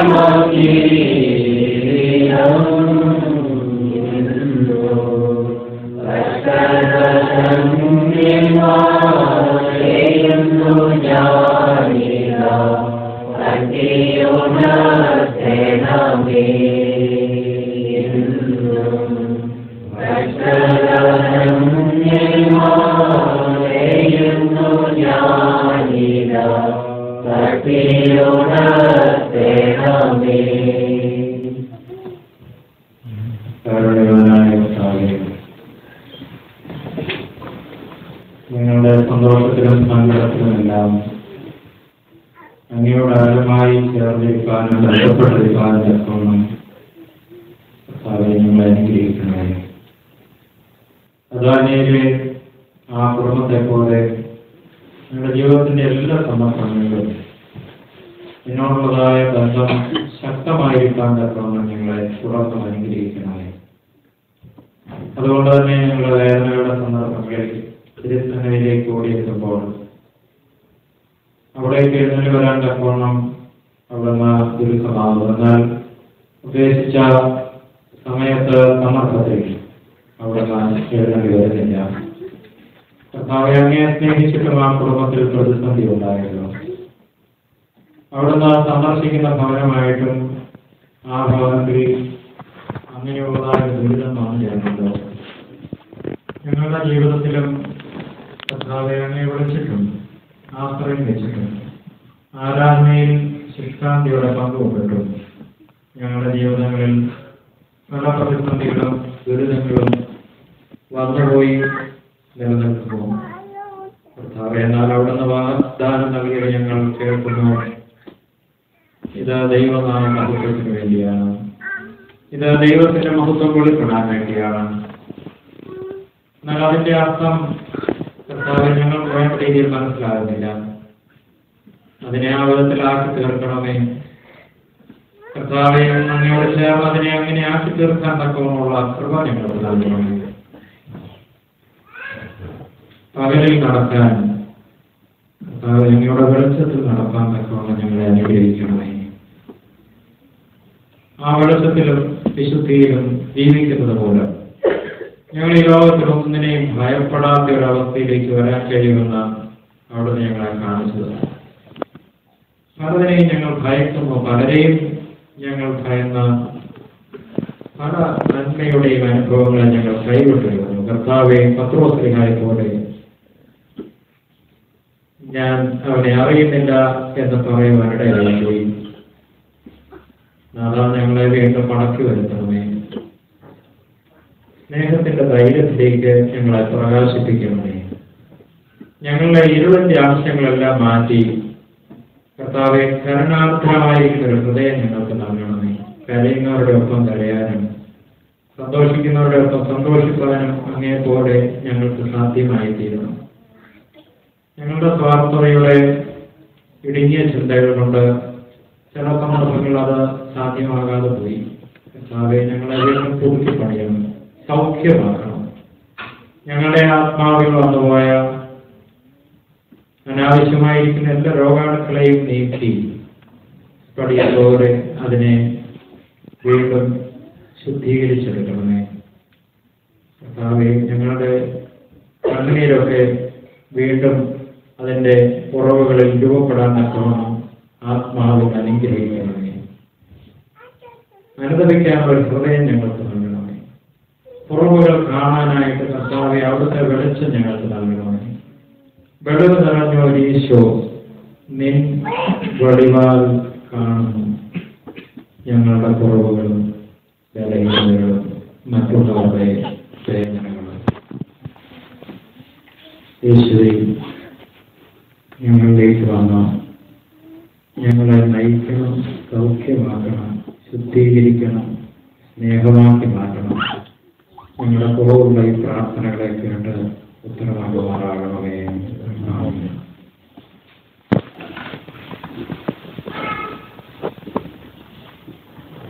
ലാസറിന്റെ സഹോദരിമാരുടെ സംസാരത്തിൽ നിന്നവർ വലിയ പ്രതീക്ഷയൊന്നുമില്ലാത്ത ഒരവസ്ഥയിലായി തീർന്നുവെന്ന് കാണുവാൻ കഴിയും. കർത്താവ് നീ ഇവിടെ ഉണ്ടായിരുന്നെങ്കിൽ എന്ന് പറഞ്ഞുകൊണ്ട് അവർ സംസാരിച്ചു തുടങ്ങും. ഇത് സംഭവിക്കുകയില്ലായിരുന്നു. ഇപ്പം പ്രതീക്ഷയൊക്കെ നഷ്ടപ്പെട്ടു പോയി, കബറിലായിരിക്കുന്നു. 4 ദിവസമായി ഇനിയും വലിയ വകയൊന്നുമില്ല പ്രതീക്ഷയ്ക്ക്. അവിടെയാണ് അവരെ വിശ്വാസത്തിലും പ്രത്യാശയിലും രൂപപ്പെടുത്തുവാനായിട്ട് യേശു ശ്രമിക്കുന്നത്. അവരെ പ്രത്യാശ ഉള്ള ആളുകളാക്കി അത്ഭുതങ്ങൾ സ്വീകരിക്കാൻ തക്കവണ്ണം ഒരുക്കുന്ന ക്രിസ്തുവിനെ നമുക്ക് കാണാം. അതിൻ്റെ കുറെ കാര്യങ്ങളുണ്ടെങ്കിലും ഒരു കാര്യം മാത്രമൊന്ന് എടുത്ത് ചിന്തിക്കാം. കർത്താവ് ആ സഹോദരികളോട് ഓർമ്മിപ്പിക്കുന്ന കാര്യം, നിങ്ങൾ വിശ്വസിച്ചാൽ ദൈവത്തിന്റെ മഹത്വം കാണും. 11-ാം അധ്യായം 40-ാമത്തെ വാക്യം. വിശ്വസിച്ചാൽ ദൈവത്തിന്റെ മഹത്വം കാണും. ഒരു പ്രതീക്ഷയ്ക്ക് വകയില്ലാത്ത സാഹചര്യങ്ങളിൽ ദൈവം ഇടപെടുമ്പോൾ നമുക്ക് കാണാൻ പറ്റുന്നത് പ്രത്യാശാജനകമായിരിക്കുന്ന അനുഭവങ്ങൾ. എസെക്കിയേൽ പ്രവാചകനെ വരണ്ട അസ്ഥികളുടെ താഴ്വരയിലേക്ക് ദൈവം നയിച്ചിട്ട് അവനോടൊരു ചോദ്യം ചോദിക്കുന്നുണ്ട്. ഈ അസ്ഥികൾ ജീവിക്കുമോ? നമ്മൾ ഒത്തിരി കേട്ടിട്ടുള്ളതാണ്. മുഴുവൻ അസ്ഥികൾ നിറഞ്ഞു കിടക്കുന്നതായ ഒരു പ്രദേശത്ത് കൊണ്ട് കാണിച്ചു കഴിഞ്ഞാൽ ഈ അസ്ഥികൾ ജീവിക്കുമോ എന്നൊക്കെ ചോദിച്ചാൽ സാധാരണ രീതിയിൽ അതൊരിക്കലും സാധിക്കാത്ത കാര്യമാണ്. വലിയ അറിയുന്നല്ലോ എന്നൊക്കെ പറഞ്ഞു കഴിഞ്ഞപ്പോൾ ഈ പ്രവാചകനെ കൊണ്ട് തന്നെ ഈ അസ്ഥികളോട് പ്രവചിപ്പിക്കുകയാണ്. എസെക്കിയേൽ പ്രവചനം 37-ാം അധ്യായം 4 മുതലുള്ള വാക്യങ്ങൾ നമ്മളിങ്ങനെ വായിക്കുന്നു. ഉണങ്ങിയ അസ്ഥികളെ യഹോവയുടെ വചനം കേൾപ്പി. യഹോവയായ കർത്താവ് ഈ അസ്ഥികളോട് ഇപ്രകാരം അരുളി ചെയ്യുന്നു. പ്രവാചകൻ പറയുന്നതാണ്, നിങ്ങൾ ജീവിക്കേണ്ടതിന് ഞാൻ നിങ്ങളിൽ ശ്വാസം വരുന്നു. ഞാൻ നിങ്ങളുടെ മേൽ ഞെരുക്ക് വെച്ച് മാംസം പിടിപ്പിച്ച് നിങ്ങളെ തൊക്കുകൊണ്ട് പൊതിഞ്ഞ് നിങ്ങൾ ജീവിക്കേണ്ടതിന് ഞാൻ നിങ്ങളിൽ ശ്വാസം വരുന്നു. ഒരിക്കലും പ്രതീക്ഷയ്ക്ക് വകയില്ലാത്ത ഒരു സാഹചര്യത്തിൽ ദൈവത്തിന്റെ ഇടപെടൽ വരുമ്പോൾ പ്രവാചകൻ ജീവശ്വാസം ഓതുന്ന ഒരു ഉപകരണമായിട്ട് മാറുകയാണ്, വീണ്ടും ജീവിപ്പിക്കാനായിട്ട്. ജീവിതത്തിൽ ഈ സൃഷ്ടിയുടെ ചരിത്രമൊക്കെ പരിശോധിക്കുമ്പോൾ എത്രയോ സഹസ്രാബ്ദങ്ങൾ ഈ പ്രപഞ്ചം വരണ്ട അസ്ഥികളുടെ താഴ്വരയിലെ വാലി ഓഫ് ഡ്രൈ ബോൺസ്. ഈ പ്രപഞ്ചത്തിന്റെ ആയുസ് ഏകദേശം 15 ബില്യൺ ഇയേഴ്സ് എന്നൊക്കെ പറയും. 1500 കോടിയാണ്, 1200 മുതൽ പറയുന്നവരുണ്ട്. ഇതില് ഒരു 4-5 ബില്യൺ വർഷമേ ഉള്ളൂ നമ്മൾ ഈ താമസിക്കുന്ന ഈ ഭൂമി എന്ന പ്ലാനറ്റ്. പക്ഷെ ഇവിടെ ജീവൻ രൂപപ്പെടാൻ തക്കവണ്ണം 2-3 ജനറേഷൻ സ്റ്റാറുകളിലൂടെ കെമിക്കൽസ് ഒക്കെ ഫോം ചെയ്ത് വരികയായി. അപ്പൊ ആദ്യത്തെ ബില്യൺസ് ഓഫ് ഇയേഴ്സ് ഈ പ്രപഞ്ചം മുഴുവൻ ഒരു വാല്യൂ ഓഫ് ഡ്രൈ ബോൺസ് ആയിരുന്നു, അല്ലെങ്കിൽ കബറിന്റെ അനുഭവമായിരുന്നു, ജീവനില്ലാത്ത അവസ്ഥയായിരുന്നു. എന്നാൽ ഇതിന്റെ ഈ യൂണിവേഴ്സിന്റെ മുഴുവൻ എവല്യൂഷൻ പ്രോസസ്സിലൂടെ അത്ഭുതകരമായിട്ട് ലൈഫ് അതിൽ നിന്ന് എനർജി ചെയ്ത് വരികയായിരുന്നു. ഈ യൂണിവേഴ്സിന്റെ ഒരു കോർണറിലെ ഒരു ചെറിയ പ്ലാനറ്റില് എത്ര അത്ഭുതകരമായി ദൈവം ജീവനെ ഇവിടെ രൂപപ്പെടുത്തി. നമ്മൾ ആ പ്രോസസ്സിലൂടെയൊക്കെ കടന്നു വന്ന ഈ ലൈഫിലേക്ക്, ഈ ചരിത്രത്തിൽ, ഈ നൂറ്റാണ്ടിൽ ഇവിടെ നടക്കാൻ തക്കവണ്ണം ഇടയായി. എത്രയോ അത്ഭുതാപകമായിരിക്കുന്ന ഒരു ജീവൻ പകരുന്ന അനുഭവമാണ് ഈ ഡ്രൈ ബോൺസിൽ. ഈ മണ്ണിൽ നിന്നാണ് അതൊക്കെ രൂപപ്പെട്ടു വന്നത് എന്നുള്ളത് നമ്മൾ ഓർക്കേണ്ടതാണ്. ദൈവം കരുണയിൽ. അതുപോലെ ഈ വരണ്ട അസ്ഥികളുടെ സ്ഥലങ്ങളിൽ, കബറിന്റെ അനുഭവങ്ങളിലൊക്കെ നമ്മൾ കടന്നുപോകുന്ന ജീവിതാനുഭവങ്ങളും അതിലുമൊക്കെ ഈ കർത്താവിനോട് ചേർന്നത് സാധ്യമാകും, ഒരു പുതിയ അനുഭവം ഉണ്ടാകും. ഇത് പ്രതീക്ഷിക്കാനായിട്ടാണ് ദൈവവചനം നമ്മെ ഓർമ്മിപ്പിക്കുന്നത്. ഈ ഡെങ്കു ഫീവർ പിടിച്ചതിന്റെ ഒരു ക്ലൈമാക്സിൽ വരുമ്പോൾ ബ്ലഡ് പുറത്തേക്ക് വരും കണ്ണിലൂടെ. ആ ഒരു ഇത് കഴിഞ്ഞാൽ പിന്നെ സാധാരണഗതിക്ക് പുറകോട്ട് വരിക എളുപ്പമുള്ള കാര്യം. കണ്ണിൽ ബ്ലഡ് സ്പോട്ടൊക്കെ ഉണ്ടായിരുന്നു. ഞാനത് വ്യക്തമായിട്ട് മനസ്സിലാക്കിയിരുന്നു. പിന്നീട് ഡോക്ടർമാർ പറഞ്ഞത്. അതിനുശേഷം പറഞ്ഞുള്ള ദൈവത്തിന്റെ കരുണയാൽ വീണ്ടും തിരികെ വന്നെന്ന് പറയുന്നത് കബറിൽ നിന്ന് പുറത്തേക്ക് വരാൻ സാധ്യമാണ് എന്നുള്ളതിന്റെ ഒരു വലിയ അനുഭവമായിട്ടാണ് ഞാനതിനെ കണക്കാക്കുന്നത്. മക്കളെ കുറിച്ച് ഓർക്കുമ്പോൾ, ഭാവി കാര്യങ്ങൾ ചിലതൊക്കെ ചിന്തിക്കുമ്പോൾ, കുടുംബകാര്യങ്ങളൊക്കെ ഓർക്കുമ്പോൾ ചിലര് ഇനി ഇതൊന്നും ശരിയാകാൻ പോകുന്നില്ല. വളരെ നിരാശാജനകമായ അനുഭവത്തില് പലപ്പോഴും സംസാരിക്കുന്ന കേൾക്കുമ്പോൾ വളരെ ദുഃഖം തോന്നാറുണ്ട്. പൗലോസ് ജയിലിൽ കിടക്കുന്ന സമയത്താണല്ലോ പ്രതീക്ഷയോടെ കർത്താവ് സന്തോഷിപ്പാനും എന്നെ ശക്തനാക്കുന്ന കർത്താവ് മുഖാന്തരം ഞാൻ സ്ഥലത്തിൽ മതിയാകുമോ ഒക്കെ പറയാനിടയാണ്. പ്രതീക്ഷയില്ലാത്തടത്ത് പ്രത്യാശ പകരുന്ന കർത്താവിന്റെ സാന്നിധ്യവും ഇടപെടലുകളും നമുക്ക് ആവശ്യമാണ്. നീ വിശ്വസിച്ചാൽ ദൈവത്തിന്റെ മഹത്വം കാണുമെന്ന് പറഞ്ഞു. 20 നൂറ്റാണ്ടായ നമ്മുടെ സഭയ്ക്ക് നൂറ്റാണ്ടുകളായിട്ട് അതിൽ ജനിച്ചു വളരുന്ന ആളുകൾ മാത്രമേ മെമ്പേഴ്സ് ആകുകയുള്ളൂ. ഇതിന്റെ ബൗണ്ടറിക്ക് അപ്പുറത്തു നിന്നുള്ള ആളുകളും കൂടെ ഈ സഭയിലേക്ക് ചേർന്ന് വരുന്ന, കൂടുതലായി വരുന്ന ഒരു കാലഘട്ടം ഉണ്ടാകും. ഇങ്ങനെയൊക്കെയുള്ള കാര്യങ്ങൾ ചിന്തിക്കുമ്പോൾ നമ്മൾ പലപ്പോഴും ട്രഡീഷണൽ ആയിരിക്കുന്ന തിങ്കിങ്ങില് നമ്മൾ നമ്മുടെ ആളുകൾ മാത്രമായിട്ട് ഇങ്ങനെ തുടരുകയുള്ളൂ. എന്നാൽ അമേരിക്കയില് നോൺ ഓർത്തഡോക്സ്, നോൺ ക്രിസ്ത്യൻ ബാക്ക്ഗ്രൗണ്ടിൽ നിന്ന് പോലും ഈ സഭയിലേക്ക് ധാരാളമായ ആളുകൾ കടന്നു വരികയും നാട്ടിൽ നിന്ന് വരുന്ന നമ്മുടെ ആളുകൾ മാത്രമല്ല നമ്മുടെ പള്ളികളിൽ മെമ്പർഷിപ്പ് എടുക്കുകയും ചെയ്യുന്നതെന്നൊക്കെ ഇപ്പം പറഞ്ഞാൽ നമുക്കതൊക്കെ ചിലപ്പോൾ മനസ്സിലായി വരും. അതുകൊണ്ടാണ് വരണ്ട അസ്ഥികളുടെ താഴ്വരയിൽ നിന്നുകൊണ്ട് ആ പ്രവാചകനോട് ചോദിക്കുന്നത്, ഇതൊക്കെ സാധിക്കുമോ? സാധിക്കുമെന്നുള്ള ആശയ്ക്ക് വിരോധമായിട്ട് ആശയോടെ വിശ്വസിക്കാൻ തക്കവണ്ണം കർത്താവ് നമ്മെ ഓർപ്പിക്കുകയാണ്. നീ വിശ്വസിച്ചാൽ ദൈവത്തിന്റെ മഹത്വം കാണും. വിശ്വാസത്തോടെയുള്ള സ്പർശനം ദൈവത്തിനുള്ള ശക്തി ഒരുക്കും. അതിന്റെ അസാധ്യതകളാണ് പലപ്പോഴും സാധാരണ മനുഷ്യൻ കാണുന്നത്. അതുകൊണ്ടാണ് ഇവിടെ പറയുന്നത്, 4 ദിവസമായല്ലോ, ഇനിയിപ്പോ അങ്ങോട്ട് പോയിട്ട് എന്താ കാര്യം? ജീവിച്ചു തുടങ്ങിയിരിക്കുന്നു, നാറ്റം വെച്ച് തുടങ്ങിയിരിക്കുന്നു. പ്രതിസന്ധികളും തടസ്സങ്ങളും നെഗറ്റിവിറ്റീസും മാത്രമാണ് പലപ്പോഴും നമ്മളൊക്കെ കാണുന്നത്. എന്നാൽ അതിനപ്പുറത്തേക്കുള്ള സാധ്യതകളെയാണ് യേശു തമ്പുരാൻ തെളിയിച്ച് കാണിക്കുന്നത്. വിശ്വസിച്ചാൽ ദൈവത്തിന്റെ മഹത്വം കാണും. നമ്മുടെ കുഞ്ഞുങ്ങള് അവരായിരിക്കുന്ന സ്ഥലങ്ങളിലും കോളേജിലും പ്രവർത്തന മേഖലകളിലും നല്ല സാക്ഷ്യമുള്ള ദൈവിക വെളിച്ചം പകരുന്ന കുഞ്ഞുങ്ങളായിട്ട് ശോഭിക്കുമെന്നുള്ളത് ചിലപ്പോൾ അങ്ങോട്ട് ചിന്തിച്ചാൽ സാധ്യമാകുമോ എന്നൊരു സംശയം തോന്നും. ഈ അഗസ്റ്റീനോസ് പുണ്യവാളന്റെ അമ്മ മോണിക്കയുടെ കണ്ണുനീരും പ്രാർത്ഥനകളും ഒക്കെ നമ്മൾ കേട്ടിട്ടുള്ളതാണ്. ഒരിക്കലും മാറ്റം വരികയില്ല എന്ന് പലരും വിധി എഴുതി തള്ളിക്കളഞ്ഞതായ മകൻ ആ അധാർമിക തലങ്ങളിൽ നിന്ന് വിശുദ്ധനായിട്ട് മാറാൻ തക്കവണ്ണം പ്രതീക്ഷയോടെ പ്രാർത്ഥിക്കാനായിട്ട് ആ അമ്മയുടെ പള്ളിയിലെ വൈദിക നേതൃത്വം അംബ്രോസ് എന്ന് പറഞ്ഞതായ പിതാവ് ബിഷപ്പ് അവരെ എൻകറേജ് ചെയ്തു.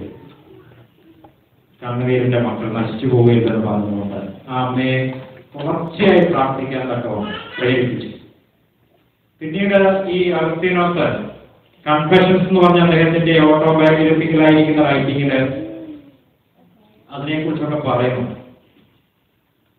കോളേജിലൊക്കെ പഠിക്കുമ്പം മറ്റ് പിള്ളേരുടെ കൂട്ടത്തില് ഭയങ്കരമായിട്ട് വിടത്തി വളരെ ഇമ്മോറലായിരിക്കുന്ന ലൈഫ് ലീഡ് ചെയ്ത് പോകുന്ന സന്ദർഭത്തിലാണ് പെട്ടെന്ന് ഏറ്റവും അടുത്ത സ്നേഹിതൻ മരിക്കാനായിട്ടിടയായി. ആ കൂട്ടുകാരൻ മരിച്ചു കഴിഞ്ഞപ്പോൾ അദ്ദേഹം ഒരു മുറിയിൽ കയറി നോക്കി ചെയ്ത പോലെ കുറച്ച് ദിവസങ്ങൾ കഴിയുകയാണ് എല്ലാ ബന്ധങ്ങളും നിർത്തിക്കൊണ്ട്. അപ്പോൾ അങ്ങനെ ഇരിക്കുമ്പോഴാണ് അദ്ദേഹം ചിന്തിക്കുന്നത്, ഞാൻ ഇത്രയും നാള് ഈ മരണത്തിന്റെ താഴ്വരയിൽ ജീവൻ അന്വേഷിക്കുകയായിരുന്നു, അവിടെ ഒന്നും ഞാൻ കണ്ടെത്തിയില്ല. ശരിക്കും കൂട്ടുകാരിലും മറ്റുള്ള സൗകര്യങ്ങളിലും ഈ ലോകത്തിന്റെ എൻജോയ്മെന്റിലൊക്കെ മാത്രം ജീവിതത്തിന്റെ അർത്ഥം നേടാൻ ശ്രമിക്കുകയാണ്. അതൊന്നും വേണ്ട രീതിയിൽ തരികയില്ല എന്ന ബോധ്യത്തിലേക്ക് വരാനായിട്ട് ഈ ക്രൈസിസ് അദ്ദേഹത്തെ സഹായിച്ചു. അതുപോലുള്ള സംഭവങ്ങൾ പറഞ്ഞു. അപ്പൊ ഈ കുറെ വർഷങ്ങളായിട്ട് ഞാനിങ്ങനെ മാറി ദൈവത്തിൽ നിന്ന് അകന്ന് ജീവിക്കുമ്പോൾ ദൈവം എന്നെ കുറിച്ച് ഒരു കരുതലും ഇല്ലായിരുന്നോ, എന്നെ പൂർണ്ണമായിട്ടും അവൻ വിട്ടുകളഞ്ഞിരിക്കുകയായിരുന്നോ എന്നൊക്കെ അതിനെ ചോദിച്ചിട്ട് പറയുന്നുണ്ട്. എന്റെ അമ്മയുടെ പ്രാർത്ഥനയിലൂടെ ദൈവത്തിന്റെ പ്രവർത്തനം ആരംഭിച്ചു കഴിഞ്ഞിരുന്നു. ദൈവസ്നേഹം എന്റെ പിന്നാലെ ശക്തമായി വന്നുകൊണ്ടിരുന്നു. ഒരു പ്രതീക്ഷയ്ക്കും വകയില്ലാത്തത് കർത്താവ് പറയുകയാണ്, നീ വിശ്വസിച്ചാൽ ദൈവത്തിന്റെ മഹത്വം കാണും. ദൈവമേ, അങ്ങനെയൊരു വിശ്വാസം എന്നിലൊന്ന് വർദ്ധിപ്പിച്ചു തരണമേ, അങ്ങനെ ഒരു പ്രത്യാശ എന്നിലൊന്ന് ശക്തമാക്കണമേ. നമുക്കൊന്ന് പ്രാർത്ഥിക്കാം. കാരണം സാമാന്യ ബുദ്ധിയിൽ സാധിക്കുന്നില്ല, സാധാരണ ക്രിസ്തീയ ജീവിതത്തിൽ ഒക്കുന്നില്ല. വിശ്വാസം വർദ്ധിപ്പിച്ചു തരണമേ എന്ന് നമുക്ക് പ്രാർത്ഥിക്കാം. ഈ കഴിഞ്ഞ ഫെബ്രുവരി മാസം 2-ാം തീയതി പത്രോസ് മാർ ഒസ്താത്യോസ് തിരുമേനിയുടെ ഓർമ്മയുടെ സമയം, മലങ്കര കണ്ട ഏറ്റവും വലിയ മിഷണറിയനായ ആ തിരുമേനിയുടെ ഓർമ്മ ഞങ്ങൾ സെമിനാരിയിൽ ആഘോഷിച്ചപ്പോൾ 12 നോൺ ക്രിസ്ത്യൻസ് മാമോദിസ ഏറ്റ് സഭയോട് ചേർന്നത് സാക്ഷ്യം വഹിക്കാനായിട്ടിടയായി. സെമിനാരി വെച്ചാണ് ആ മാമോദിസ നടന്നത്. മുതിർന്നവരുടെയാണ്. അതിൽ ചിലർ ബാങ്ക് മാനേജേഴ്സ് വരെയുണ്ട്, ഹിന്ദുക്കളാണ്, ആ ബാക്ക്ഗ്രൗണ്ടിൽ നിന്നുള്ളവരാണ്. അത് നമ്മുടെ സഭാംഗമായ കൽക്കട്ട ഭദ്രാസനത്തിലുള്ളതായ ഒരു കുർബാന എന്ന് പറഞ്ഞ സ്ഥലത്തെ ഒരു ഇടവകയിലെ ഒരു ചെറുപ്പക്കാരന്റെ പ്രവർത്തനങ്ങളാണ്. സുനിൽ എന്ന് പറഞ്ഞൊരു ചെറുപ്പക്കാരൻ കഴിഞ്ഞ 10-12 വർഷക്കാലമായിട്ട് നിരന്തരമായി പ്രാർത്ഥിക്കുകയും ഇങ്ങനെയൊക്കെയുള്ളവരുടെ ജീവിതത്തിൽ ഇടപെടുകയും അവരുടെ ഒപ്പം കരയുകയും അവരുടെ വേദനകൾ പങ്കുചേരുകയും ഒക്കെ ചെയ്ത് ക്രിസ്തുവിനെ അവരിലേക്ക് പകർന്ന് ഇനി ആ സുനിലിന്റെ ദൈവത്തെ മതി ഞങ്ങൾക്ക്, ആ സുനിലിന്റെ സഭ മതി ഞങ്ങൾക്ക് എന്ന് പറഞ്ഞുകൊണ്ട് അവര് നമ്മുടെ സഭയിലേക്ക് കടന്നു വന്നു. ഇനി 10-25 പേര് താമസം എടുക്കാനായിട്ട് നിൽപ്പുണ്ട്. ഇതുപോലെയൊക്കെയുള്ളതായ കാര്യങ്ങളുടെ സാധ്യത സഭയിൽ പൊട്ടൻഷ്യലായിട്ട് കിടപ്പുണ്ട്. കർത്താവ് പറയുന്നു, വിശ്വസിച്ചാൽ നീ ദൈവത്തിന്റെ മഹത്വം കാണും. Glory of God. ദൈവത്തിന്റെ ശക്തിയും മഹത്വവും ഒക്കെ കൂടുതൽ വെളിപ്പെടാനായിട്ടുള്ള അവസരങ്ങളായിട്ട് ജീവിതത്തിൽ എല്ലാം കാണാൻ തക്കവണ്ണം സാധിക്കണമെന്ന് ക്രിസ്തു നമ്മെ ഓർമ്മിപ്പിക്കുകയാണ്. അങ്ങനെ കബറിലേക്ക് കടന്നില്ല.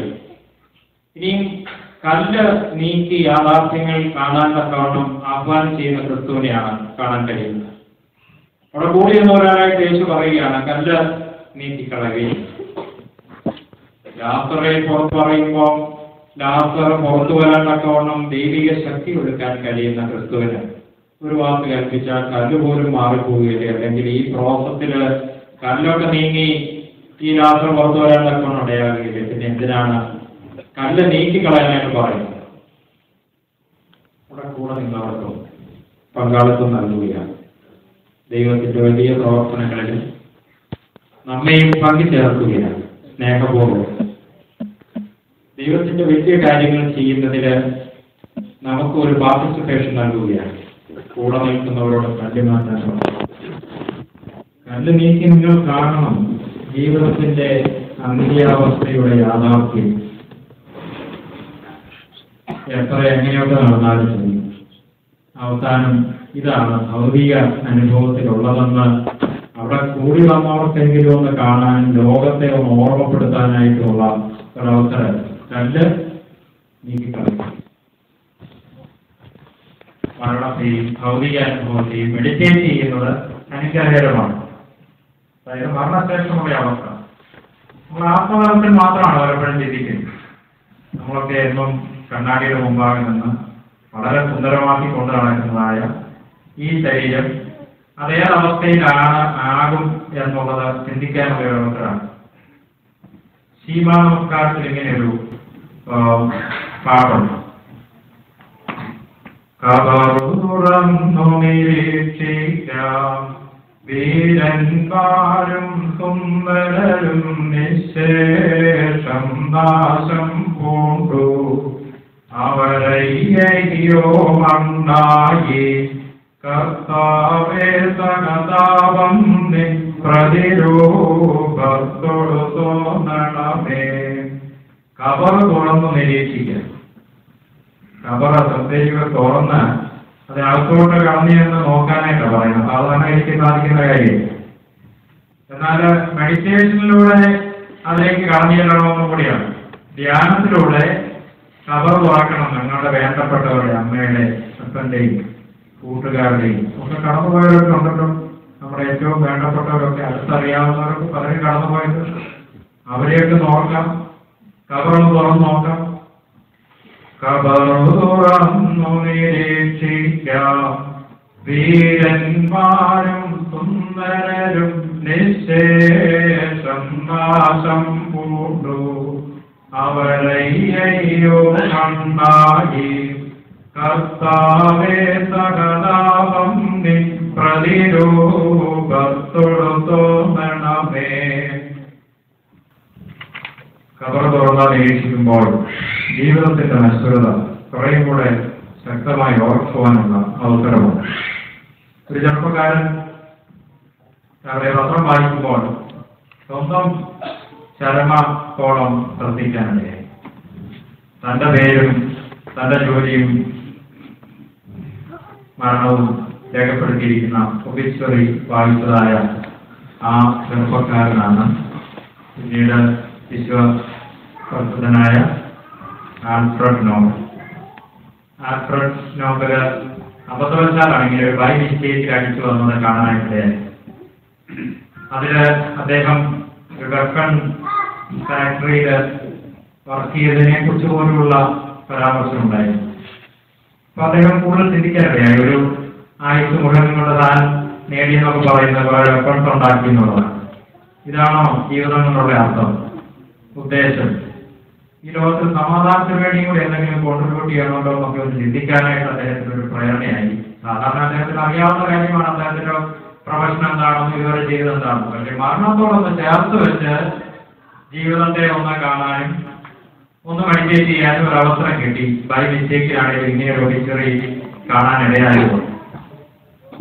അതുകൊണ്ട് ഇനി പീസിന് വേണ്ടി എന്തെങ്കിലുമൊക്കെ ചെയ്യണമെന്ന് ചിന്തിച്ച് ജീവിതത്തിന്റെ ഗതിവിഗതികളെ ഒന്ന് തിരിച്ചുവിടാൻ തക്കോണം അദ്ദേഹം തീരുമാനിച്ചു.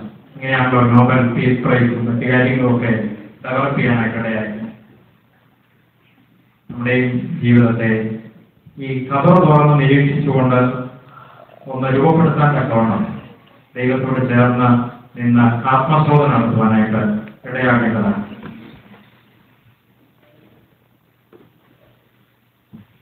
ജോർജ് വാഷിംഗ്ടണിലൊക്കെ കയറാനായിട്ട് ഇങ്ങനെ ക്യൂ ഒത്തിരി ലൈനും വന്നിട്ട് കാറുകളൊക്കെ പയ്യെ അങ്ങോട്ട് കയറി പോകുന്നത് കാണാറ്.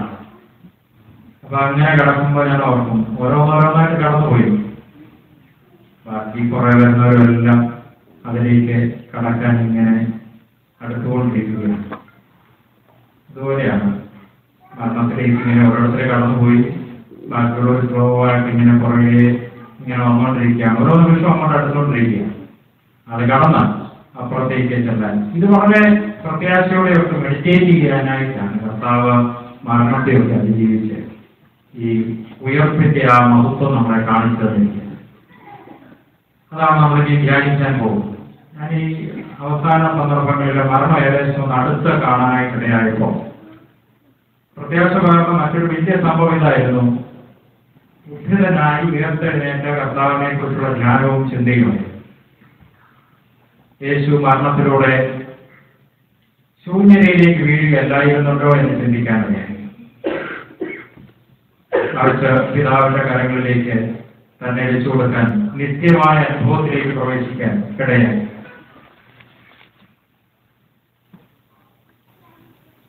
പാമ്പാടിയിലുള്ളൊരു ഡോക്ടർ രാജുവിന്റെ മരണത്തെക്കുറിച്ച് ഞാനിവിടെ പറഞ്ഞതാണെന്ന് തോന്നുന്നു. അദ്ദേഹം ക്യാൻസർ ബാധിച്ച് അങ്ങേയറ്റം വന്ന സന്ദർഭത്തിൽ ഏകദേശം വ്യക്തമായിട്ട് അറിയാം മിക്കവാറും ഏത് സമയത്താകും മരണമെന്നൊക്കെയുള്ള. വീട്ടിൽ അതിനുവേണ്ടി പ്രാർത്ഥനാപൂർവ്വം ഒരുങ്ങിക്കഴിയുന്ന സന്ദർഭത്തിൽ കാണാൻ വരുന്നവർക്കൊക്കെ വലിയ പ്രത്യാശ പകരുന്നതായ വാക്കുകളും ഇടപെടലുകളും. ഒടുവിൽ പാമ്പാടി ദേവാലയം പോയി തൈലാഭിഷേകം സ്വീകരിച്ചു. അതിനുശേഷം എല്ലാം ഒരുങ്ങുന്നതിന്റെ ഭാഗമായിട്ട് മനോരമയിൽ ആ സംഭവം അന്ന് മരിച്ചതിന് ശേഷം കൊടുക്കേണ്ട വാർത്ത പോലും എഴുതി വെച്ച് ഡേറ്റ് മാത്രം ബ്ലാങ്ക് ആക്കിയിട്ട് കാര്യമൊക്കെ ഏൽപ്പിച്ചു. അതുപോലെ ഒരുക്കമായിട്ട് തന്നെ എടുത്തു വെക്കുമ്പോൾ ഏത് പാട്ടായിരിക്കണം അവിടെ പാടേണ്ടതെന്ന് പോലും ഭാര്യയോടും മക്കളോടും പറഞ്ഞു. അത്ര പ്രത്യാശയോടെ ഒരുങ്ങുന്ന ഒരു കാഴ്ച കാണാൻ കഴിഞ്ഞതായിട്ട് അടുത്ത് ബന്ധപ്പെട്ടവർ പറഞ്ഞത് ഞാൻ ഓർക്കും. കർത്താവ് ഉയർത്തെഴുന്നേറ്റ് എന്നേക്കും ജീവിക്കുമ്പോൾ ആ ക്രിസ്തുവിൽ കേന്ദ്രീകരിച്ചുള്ളതായ ഒരു വിശ്വാസത്തിൽ നമ്മൾ നിലനിന്ന് ഓരോ ഞായറാഴ്ചയും അതിനെ ആഘോഷിച്ചുകൊണ്ട് ആരാധന നടത്തുമ്പോൾ മരണത്തെ പോലും ഭയപ്പെടാതെ അതിനെ കുറച്ചുകൂടെ ഫ്രൂട്ട്ഫുൾ ആക്കി മെഡിറ്റേറ്റ് ചെയ്യാൻ തക്കവണ്ണം സാധ്യമാകുന്നു. അതുകൊണ്ട് കബർ തുറന്ന് നിരീക്ഷിക്കുന്നതിൽ തെറ്റെന്നുള്ള കാര്യമില്ല. അത് ജീവിതത്തെ കൂടുതൽ ഫലപ്രദമാക്കാൻ, ഫ്രൂട്ട്ഫുൾ ആക്കാൻ സാധ്യമാക്കി തീർക്കും. പലപ്പോഴുമെങ്കിലും ഞാൻ ഓർക്കാൻ ഇവിടുത്തെ മനോഹരമായിരിക്കുന്ന സെമിത്തേരികളിലൊക്കെ വെറും ഒരു പൂ വെക്കാൻ മാത്രം പോകാതെ അവിടെയൊക്കെ ഇരുന്ന് ഒന്ന് മെഡിറ്റേറ്റ് ചെയ്യാൻ തക്കവണ്ണമുള്ള നല്ല ധ്യാനത്തിനുള്ള അന്തരീക്ഷങ്ങളൊക്കെ ഉണ്ടാകേണ്ടതാണല്ലോ. തിരക്കിട്ട ഓട്ടത്തിനൊക്കെ ഇടയിൽ അങ്ങനെയുള്ളിടത്തൊന്ന് ഇരുന്നാൽ ചിന്തിക്കുമ്പോൾ പാമ്പാടത്തിന് വേണ്ടി തന്റെ കവർ പണിതിട്ട് അതിന്റെ മുകളിൽ കട്ടിലിട്ട് അതിൽ കിടക്കുകയും ഇരിക്കുകയും ചെയ്ത് ധ്യാനിക്കുവാനെന്നൊക്കെ നമ്മൾ പറഞ്ഞു കഴിഞ്ഞു. കവർ തുറന്ന നിരീക്ഷിക്കുവാൻ, കണ്ണ് നീക്കുവാനായിട്ട് യേശു പറയും. അതോടൊപ്പം കണ്ണ് നീക്കാൻ പറയുന്നതിന്റെ അർത്ഥം നിന്റെ ഹൃദയത്തിന്റെയും അന്തരാത്മാവിന്റെയും ചീഞ്ഞളഞ്ഞു തുടങ്ങിയിരിക്കുന്ന അനുഭവങ്ങളൊക്കെ ഒന്ന് തുറന്ന് കാണിക്കും. ദൈവം ഇടപെടാൻ പോവുകയാണ്. ദൈവിക ശക്തി പ്രവഹിക്കാൻ പോവുകയാണ്. സൗഖ്യമാക്കാൻ പോവുകയാണ്. ജീവൻ പകരാൻ ഒരുങ്ങുകയാണ്. പക്ഷെ നമ്മുടെ ഭാഗത്തുനിന്ന് ചെയ്യേണ്ടത് കല്ലൊന്നും നീക്കണം. മൂടി വെച്ചാൽ പറ്റുകയില്ല.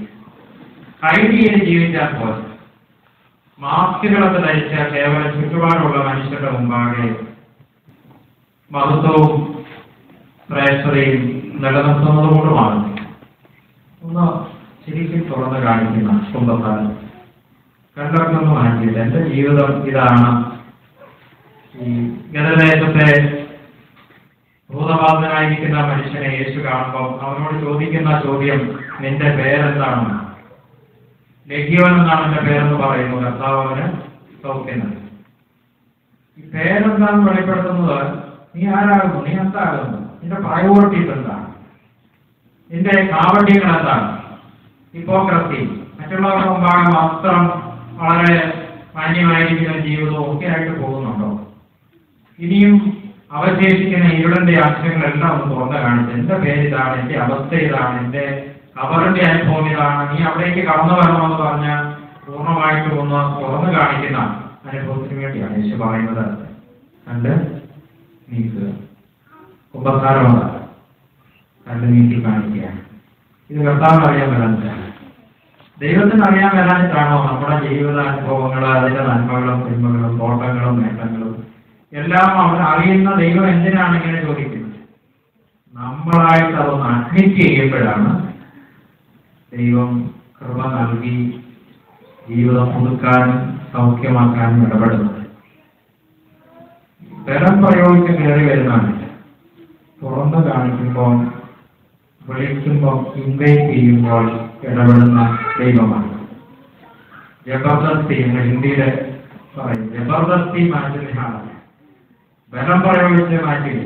അതിന് പലപ്പോഴും ദൈവത്തിന്റെ ഇടപെടല്, ഈ സുവിശേഷത്തിന്റെ ഇടപെടലൊക്കെ വളരെ പ്രായമുള്ള തളർവാദിയായ പാരലൈസ്ഡായിരിക്കുന്ന ഒരാൾ വീട്ടിലേക്ക് കടന്നു വരുന്നവരെ നമ്മളോട് എന്ന് പിടിച്ച് താങ്ങി പിടിച്ചാലേ അതോട്ട് തീരുള്ളൂ. അതേസമയം സിനിമയുടെ ചിന്തകളും ആലോചനകളും ഇടപെടലുകളും ഒക്കെ വലിയ സൂപ്പർമാൻ വരുന്ന പോലെ ഇടിച്ചു കയറി നമ്മളെ പിടിച്ചു മാറ്റുന്ന രീതി. കർത്താവ് പറയുന്നു, നിങ്ങൾ അനുഭവിക്കുന്നെങ്കിൽ, മാനസാന്തരപ്പെടുന്നെങ്കിൽ ദൈവരാജ്യത്തിലേക്ക് കടന്നു. നിങ്ങൾ തിരിഞ്ഞൊരു ശിശുവിന്റെ ട്രാൻസ്പാരൻസിയിലേക്കും ആശ്രയബോധത്തിലേക്കും വരികയാണെങ്കിൽ ദൈവരാജ്യാനുഭവത്തിലേക്ക് കടന്നു. മടങ്ങി വരാനായിട്ട് വിളിക്കുകയാണ്, കല്ല് നീക്കി കാണിക്കാനായിട്ട്. കുമ്പസാരം അനുഗ്രഹമാകട്ടെ. ദൈവം ഇടപെടൽ പക്ഷെ നമ്മുടെ ഭാഗവും ചെയ്യേണ്ട കാര്യം ആത്മാർത്ഥമായി ആ കല്ലൊക്കെ നീക്കി തുറന്നു കാണിക്കുക എന്നുള്ളതാണ്. ഇനി ദൈവത്തിന്റെ ശക്തി ആ കവറിലേക്ക് പ്രവഹിക്കുകയാണ്. കർത്താവ് പ്രാർത്ഥിച്ചു തുടങ്ങുന്നത് തന്നെ, പിതാവേ നീ എന്റെ പ്രാർത്ഥന കേട്ടിരിക്കാൻ എന്നെ ഞാൻ സ്തുതിക്കുന്നു എന്ന് പറഞ്ഞു. അങ്ങനെ പറഞ്ഞിട്ടാണ് ലാസറെ പുറത്തു വരിക എന്ന് പറയുന്നത്. അന്ത്യത്തിലും ഇതുപോലെയായിരിക്കും. ദൈവശബ്ദം കേട്ടിട്ട് കല്ലറകളൊക്കെ പൊളിയുന്നത്. ഇനി ജീവിച്ചിരിക്കുമ്പോൾ തന്നെ നമ്മുടെ കല്ലറയുടെ അനുഭവങ്ങളൊക്കെ പൊളിഞ്ഞ് ഒരു പുതിയ ജീവിതത്തിന്റെ അനുഭവമൊക്കെ രൂപപ്പെടാൻ തക്കവണ്ണം കർത്താവ് വിളിക്കുകയാണ്. ലാസറിന് പുറത്തു വരും. ലാസറിന് പുറത്തു വരിക എന്ന് ഉറക്കെ പറഞ്ഞതായിട്ടാണ് നമ്മൾ വായിക്കുന്നത്. കർത്താവിന്റെ ശബ്ദം കേട്ട് ഉണരുന്ന ഒരു അനുഭവം നമുക്കിവിടെ കാണാൻ കഴിയും. ഒന്നും ഒരിക്കലും ഇല്ലാത്ത ഒരു കാലഘട്ടം ഉണ്ടാകട്ടെ എന്ന് പറഞ്ഞു ദൈവം. രൂപപ്പെട്ടു തുടങ്ങി. From that moment onward, this universe is expanding and progressing and developing. അതാണ് തിരുവനന്തപുരത്തിന്റെ ആരംഭത്തിൽ നമ്മൾ കാണുന്നത്. വീണ്ടും എത്രയോ അത്ഭുതകരമായ അതുപോലെയുള്ള ഇടപെടലുകൾ നമ്മൾ കാണും. അതിൽ മറ്റൊന്നാണ് ഈ കബറിൽ വന്നിട്ട് ലാസറെ പുറത്തു വരിക. ആ കർത്താവ് നമ്മുടെ ജീവിതത്തിൽ ഇടപെട്ട് സൗഖ്യവും ശക്തിയും പകരാൻ തക്കോണം ശബ്ദിക്കുന്നുണ്ട്. ആ സൗഖ്യവും ശക്തിയും ആ സന്നിധിയിൽ നിന്ന് നമുക്ക് പ്രാപിക്കാം. അത് സ്പെസിഫിക്കായിട്ട് നമ്മുടെ കുറെ നാളുകളായിട്ട് അലട്ടുന്ന ശാരീരിക അസ്വാസ്ഥ്യമായിരിക്കാം, തിന്മയുടെ ചില ശീലങ്ങളായിരിക്കാം, കുറെ വർഷങ്ങളായിട്ട് നമ്മളെ കാണുന്നതിനുള്ള ചില പ്രശ്നങ്ങളായിരിക്കാം. അതൊന്ന് തുറന്ന് കാണിച്ചുകൊണ്ട് കർത്താവെ നീ ഇടപെടണമെന്ന് പറഞ്ഞ് ഏൽപ്പിച്ചാൽ ഇന്ന് കർത്താവ് ആ ശക്തിയും സൗഖ്യവും ജീവിതത്തിന് പുതുക്കവും നൽകുമെന്ന് നമുക്കൊന്ന് വിശ്വസിച്ച് സമർപ്പിച്ച് ഏൽപ്പിച്ചാൽ അതൊന്ന് അനുഭവിക്കാൻ കഴിയുകയില്ല. ശാന്തമായി ഒന്ന് അത് ഓർത്തുകൊണ്ട് ഏത് ഏരിയയിലാണ് ഈ കബറിൽ നിന്ന് 4 ദിവസം കഴിഞ്ഞ ലാസറിനെ പുറത്തു കൊണ്ടുവരാൻ ശ്രമിച്ച കർത്താവിന്റെ ശക്തിയാൽ നമുക്ക് ഇന്ന് സ്വാതന്ത്ര്യം വേണ്ടത്. ജീവിതത്തിന്റെ ഏത് മേഖലയിലാണ് അത് നിരന്തരമായി ശ്രമിച്ചിട്ടും കൺട്രോൾ കിട്ടാത്തതായ കോപത്തിന്റെ കാര്യമാണ്, അതുപോലെയുള്ളതായ മറ്റെന്തെങ്കിലും ദുശീലങ്ങളാണ്. കർത്താവ് നമ്മളെ ഒന്ന് പണിയാനും സുഖപ്പെടുത്താനും തക്കവണ്ണം വെച്ചുകൊടുക്കാത്തതുകൊണ്ടും സറണ്ടർ ചെയ്യാത്തതുകൊണ്ടുമാണോ വേണ്ട രീതിയിൽ ആ ശക്തി നമുക്ക് അനുഭവിക്കാൻ പറ്റാതെ പോകുന്നത്? യേശുവിന്റെ കൂട്ടത്തിൽ നടന്നതായ ആളുകളൊക്കെ മുട്ടിയിരി പോകുമ്പോഴും ഒരു പാവപ്പെട്ട രോഗിയായിരിക്കുന്ന ഒരു സ്ത്രീ ആ വസ്ത്രത്തിന്റെ അറ്റത്തിൽ ഒന്ന് ടച്ച് ചെയ്തപ്പോൾ അത് അറിഞ്ഞ് എന്നിൽ നിന്ന് ശക്തി പ്രകടിച്ചല്ലോ എന്ന് ചോദിക്കാൻ തക്കവണ്ണം അവളുടെ വിശ്വാസത്തെ യേശു റെക്കഗ്നൈസ് ചെയ്യുകയും നമ്മളെല്ലാം ഇനി ഒരുമിച്ചൊക്കെ കൂടി വന്ന ആരാധനയും പ്രാർത്ഥനയും ധ്യാനവും ഒക്കെ ഉണ്ടെങ്കിലും ഈ വിശ്വാസത്തോടെ ഒന്ന് തൊട്ട് കർത്താവിൽ നിന്ന് ശക്തിയെ ഒന്ന് പ്രാപിച്ച് നമ്മുടെ ജീവിതത്തിൽ പൂർണ്ണമായിരിക്കുന്നതായ സൗഖ്യവും വിശുദ്ധീകരണവും അനുഭവിക്കാനായിട്ട് നമുക്ക് ഈ വിശ്വാസം കുറഞ്ഞു പോയിട്ടുണ്ടോ? കർത്താവിനെ തൊടാനും കർത്താവിനാൽ സ്പർശിക്കപ്പെടാനും ഒക്കെ ഇടയാകട്ടെ. അവർ നിന്ന ലാസർ പുറത്തേക്ക് വന്നു. ആ ജനമെല്ലാം അത് കണ്ട് ദൈവത്തെ മഹത്വപ്പെടുത്തി. ദൈവത്തിന്റെ മഹത്വം വെളിപ്പെട്ടു വന്നു. അതുമുതൽ ഈ യഹൂദ മതത്തിലെ മേധാവികളും പരീക്ഷ പ്രമുഖരുമെല്ലാം കൂടുതൽ അസൂയ കൊണ്ട് യേശുവിനെ പിടിക്കാൻ അന്വേഷിച്ചു എന്ന് നമ്മൾ വായിക്കുന്നു. അപ്പൊ കഷാൻവാഴ്ചയിലേക്ക് തുടങ്ങിയാണ്. ഹോളി വീക്കിലെ കാര്യങ്ങളിലേക്ക് നയിക്കുന്ന ഒരു സംഭവമാണ് ഇവിടെ നമ്മൾ വായിക്കുന്നത്. ഇനി ഒരു കാര്യം കൂടെ പറഞ്ഞ് ഞാനിവിടെ അവസാനിപ്പിക്കുകയാണ്. അവസാന ഭാഗത്ത് 11-ാം അധ്യായം കഴിഞ്ഞിട്ട് 12-ാം അധ്യായത്തിന്റെ ആരംഭത്തിലെ കാര്യമാണ് ഞാൻ ആരംഭത്തിൽ ഓർപ്പിച്ചത്. താങ്ക്സ് ഗിവിംഗ്, നന്ദി അർപ്പണം. ഒന്ന് വായിച്ചു. യോഹന്നാന്റെ സുവിശേഷം 12-ാം അധ്യായം 1 മുതൽ ഉള്ള വാക്യങ്ങൾ ഉറക്കെ വായിച്ചു. യേശു മരിച്ചവരിൽ നിന്ന് ഉയർപ്പിച്ച ലാസർ പാർത്ത ബഥാനിയയിലേക്ക് യേശു പെസഹായ്ക്ക് 6 ദിവസം മുൻപേ വന്നു. അവിടെ അവർ അവനെ ഒരു അത്താഴം ഒരുക്കി. മാർത്ത ശുശ്രൂഷ ചെയ്തു. ലാസറോ അവനോടുകൂടെ പന്തിയിലിരുന്നവരിൽ ഒരുവനായിരുന്നു. അപ്പോൾ മറിയ വിലയേറിയ തൈലം ഒരു റാപ്പിലെടുത്ത് യേശുവിന്റെ കാലിൽ പൂശി തന്റെ തലമുടി കൊണ്ട് കാൽ തുവർത്തി. തൈലത്തിന്റെ സൗരഭ്യം കൊണ്ട് വീട് നിറഞ്ഞു. ആ കുടുംബത്തിന്റെ സന്തോഷം ദുഃഖത്തിലും നിരാശയിലും സങ്കടത്തിലും എല്ലാം ആരുന്ന അവസ്ഥയിൽ നിന്ന് മാറി ഉയർപ്പിന്റെ ഇരട്ടി സന്തോഷം അനുഭവിക്കുകയാണ്. അതുകൊണ്ട് അവര് നന്ദി അർപ്പണത്തിന്റെ ഭാഗമായിട്ട് യേശുവിന് ഒരു വിരുന്നൊരുക്കി. ക്രിസ്തുവിനെ വീട്ടിലേക്ക് വരുത്തി നല്ല ഒരു ഡിന്നർ ഒരുക്കി കൊടുക്കുമ്പം ലാസർ കൂടെ ഇരുന്ന് കഴിക്കുന്നു. മാർത്ത വിളമ്പി കൊടുക്കും. മറിയ കാൽക്കലിരുന്ന വിലയേറിയ തൈലം ആ കാലിലൊഴിച്ച് കഴുകുകയാണ്. ആ കുടുംബം മുഴുവനായി ആ വലിയ സന്തോഷത്തിൽ പങ്കുചേർന്ന് നന്ദി അർപ്പിക്കുകയാണ്. ഓർത്താൽ എല്ലാം ദാനമാണ്. ഈ ജീവിതം ഗിഫ്റ്റാണ്. നീട്ടിക്കെട്ടിയിരിക്കുന്നത് ദൈവത്തിന്റെ കൃപയാണ്. നാം ഇന്നിങ്ങനെ ആയിരിക്കുന്നത് വലിയ തകർച്ചയിലും പതനത്തിലും മറ്റ് ബന്ധനങ്ങളിലും ഒക്കെ ആയിപ്പോകാതെ സംരക്ഷിച്ച കൃപ. ജീവൻ തന്നെ ഗിഫ്റ്റാണ്. എസ്എൻഡിയിൽ കിട്ടുന്നതും ദാനമാണ്. എന്തിനാണ് നമുക്ക് അധികമായിട്ട് അഭിമാനിക്കാനും അഹങ്കരിക്കാനും ഒക്കെ ഉള്ളത്? ഒരു നിമിഷം കൊണ്ട് ഇതെല്ലാം മാറിപ്പോകുന്നതല്ലേ. ജീവിതത്തിൽ ആദ്യമായിട്ടാണ് ഞാൻ ഈ അസുഖമൊക്കെ വരുന്നതിന് മുമ്പ് 2 ആഴ്ച മുമ്പാണ് ആദ്യമായിട്ട് ഒരു ഓൾ ബോഡി ചെക്കപ്പ് നടത്തുന്നത്. നിങ്ങളൊക്കെ ഇൻഷുറൻസ് ഒക്കെ ഉള്ളതുകൊണ്ട് മിക്കവാറും ചെയ്യുന്നതാണ്. ഫാദറൊക്കെ മരിച്ച് കഴിഞ്ഞ് അമ്മ ആശുപത്രിയിലായിരുന്നപ്പോൾ കൂടെ പോയപ്പോൾ എൻ്റെ ഒരു ഓൾ ബോഡി ചെക്കപ്പ് നടത്താൻ പറഞ്ഞു. എല്ലാ ഓർഗൻസും പെർഫെക്റ്റ്ലി ഓൾ റൈറ്റ് എന്ന് എഴുതി സർട്ടിഫിക്കറ്റും കിട്ടി.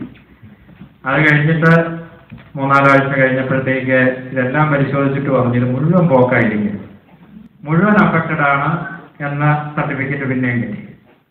അപ്പം ഞാൻ ഓർത്തു എന്തിനാണ് നമുക്ക് കൂടുതൽ അഭിമാനിക്കാനും ഒക്കെ ഉള്ളത്. ഒരു സെക്കൻഡ് കൊണ്ട് മുഴുവനും മാറിപ്പോകുന്നതാണ് ജീവിതത്തിന്റെ അനുഭവങ്ങളും ഗതിവിഗതികളും. അതുകൊണ്ട് ഇന്ന് നമ്മളായിരിക്കുന്നത് അവിടുത്തെ കൃപയായി.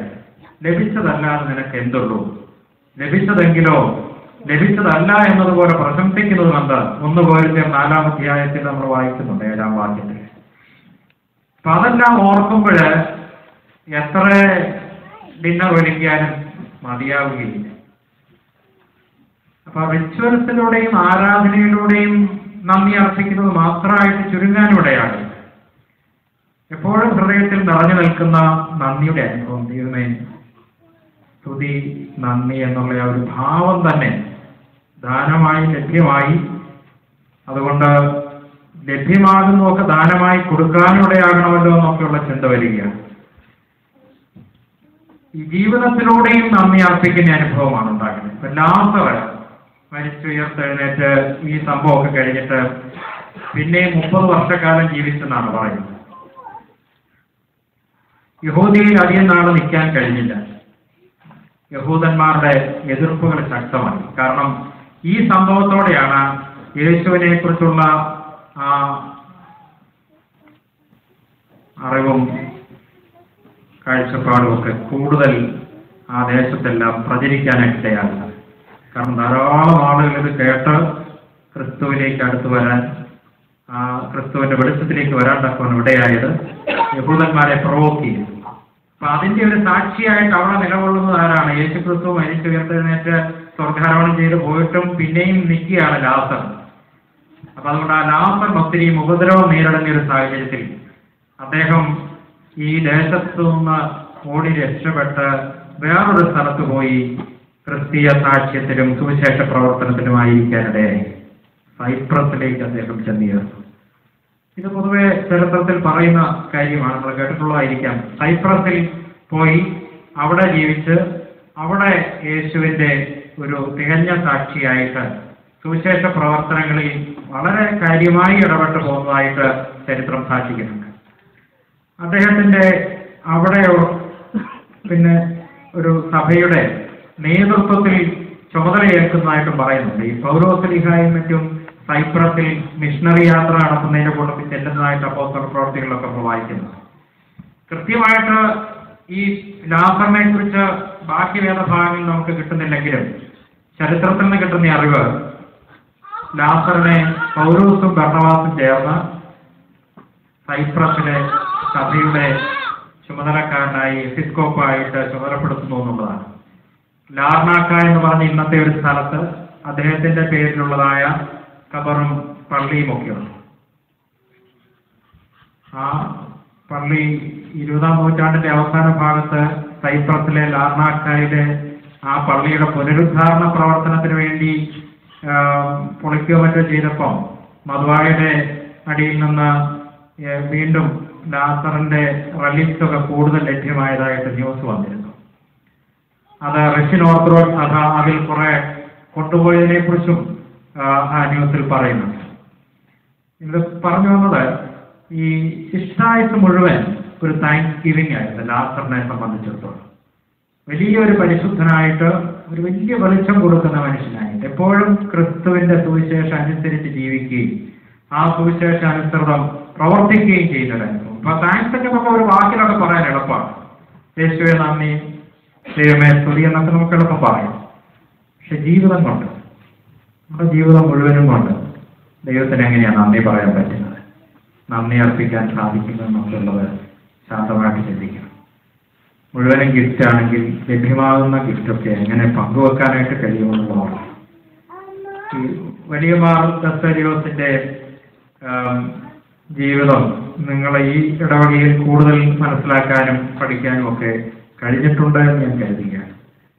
അദ്ദേഹത്തിന്റെ 50 വർഷക്കാലം ജീവിച്ചതിനിടയ്ക്ക് അദ്ദേഹം ചെയ്തതും പ്രവർത്തിച്ചതുമായ കാര്യങ്ങൾ നോക്കിയാൽ ഒരു 150 വർഷം കൊണ്ട് ഒരു മനുഷ്യന് സാധ്യമാകാത്ത വിധത്തിലുള്ളതായ കാര്യങ്ങളാണ്. ദൈവത്തോട് ചേർന്ന് ദൈവനാമോഹത്തിന് വേണ്ടി പഠിപ്പിക്കുകയും എഴുതുകയും പ്രവർത്തിക്കുകയും ഒരു വലിയ സിറ്റി തന്നെ ഡെവലപ്പ് ചെയ്തു ജീവകാരുണ്യ പ്രവർത്തനത്തിൽ. ബസേലിയ എന്ന് പറഞ്ഞതായ ആ സിറ്റിയിൽ അനാഥരും വിധവകളും പ്രയാസപ്പെടുന്നവരും ദരിദ്രരും ഒക്കെ ഈ പിതാവിന്റെ ഒപ്പം ജീവിച്ച് അവർക്കൊരു തൊഴിലുണ്ടായി, അവരുടെ ജീവിത നിലവാരം കൂടുതൽ വളരുവാൻ തക്കവണ്ണോടെയായി. അങ്ങനെയൊക്കെ ഒത്തിരി കാര്യങ്ങളുണ്ട്. ഒരിക്കല് കപ്പതോക്കയിൽ ഒരു വലിയ ക്ഷാമം ഉണ്ടായപ്പോഴും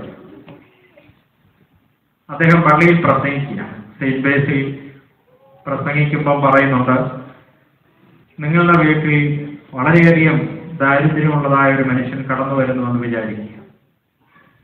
നിങ്ങൾക്ക് ഏതാനും ദിവസത്തേക്കുള്ള അപ്പമേ അവിടെ അവശേഷിക്കുന്നുള്ളൂ വീട്ടിൽ. ഈ വന്നിരിക്കുന്നവന്റെ ദാരിദ്ര്യവും അവന്റെ അപേക്ഷയും പരിഗണിച്ച് യേശുവിന്റെ സുവിശേഷത്തിന്റെ കമാൻഡ്മെന്റ്സ്, സ്നേഹത്തിന്റെ ആഹ്വാനം മനസ്സിലാക്കിക്കൊണ്ട് നിങ്ങളൊരു കാര്യം ചെയ്യണം. ആ ഉള്ള അരി അല്ലെങ്കിൽ ഭക്ഷണപദാർത്ഥങ്ങൾ കയ്യിലെടുത്തിട്ട് പ്രാർത്ഥിക്കും. ദൈവമേ, എൻ്റെ അവസ്ഥയും ഈ വന്നവന്റെ അവസ്ഥയും നാടിന്റെ ദാരിദ്ര്യവും ക്ഷാമവും എല്ലാം നിങ്ങൾക്കറിയാം. എങ്കിലും നിന്റെ കൽപ്പന അനുസരിച്ച് ഞാനിത് ഈ മനുഷ്യന് പങ്കുവെക്കുകയാണ് എന്ന് പറഞ്ഞ് ദൈവാശ്രയത്തോടെ ഏൽപ്പിച്ചു കൊടുത്താലേ നിന്റെ ജീവിതത്തിൽ ദൈവം സംരക്ഷണം നൽകും. ഇതാണ് ആശ്രയബോധം. When you put your all trust in God, you will be able to share your resources with the people who are in need of that around you. ഇതൊക്കെ ഞാനിങ്ങനെ വായിച്ചുകൊണ്ടിരുന്ന സമയത്ത് അതിൻ്റെ തലേദിവസമാണ് പണ്ടൊരിക്കല് വേറൊരു അസുഖത്തിന് ഒരു ഡോക്ടറുടെ അപ്പോയിൻമെൻ്റ് ഒക്കെ എടുത്തിരുന്നത്. പിറ്റേ ദിവസം ചെല്ലേണ്ടത്, 2 ദിവസം കഴിഞ്ഞിട്ട് ചെല്ലേണ്ടതാണ്. പക്ഷെ ഞാൻ ഓർത്തു, അങ്ങനെയാണെങ്കിൽ ഈ വലിയ മാർഗത്തൊക്കെ പറയുന്ന പോലത്തെയുള്ള ആശ്രയബോധത്തോടുകൂടി ചിന്തിക്കുകയാണെങ്കിൽ ഈ ഡോക്ടറെ കാണാൻ പോകുമ്പം ഉണ്ടാകുന്ന ഒത്തിരി ചെലവുകൾ, ആ ചെലവുകളും ആ പണവും ഒക്കെ വളരെയധികം പ്രയാസം അനുഭവിക്കുന്ന ആർക്കെങ്കിലും ഒന്ന് ഷെയർ ചെയ്താൽ, ദൈവമേ നീ ഇതങ്ങ് സൗഖ്യമാക്കി തരുമോ ഈ ഡോക്ടറെ കാണാൻ പോകാതെ തന്നെ എന്ന് ഞാനിങ്ങനെ അത് ചിന്തിച്ചു. അവിടെ ക്യാൻസൽ ചെയ്താലോ എന്ന് ചിന്തിച്ചു.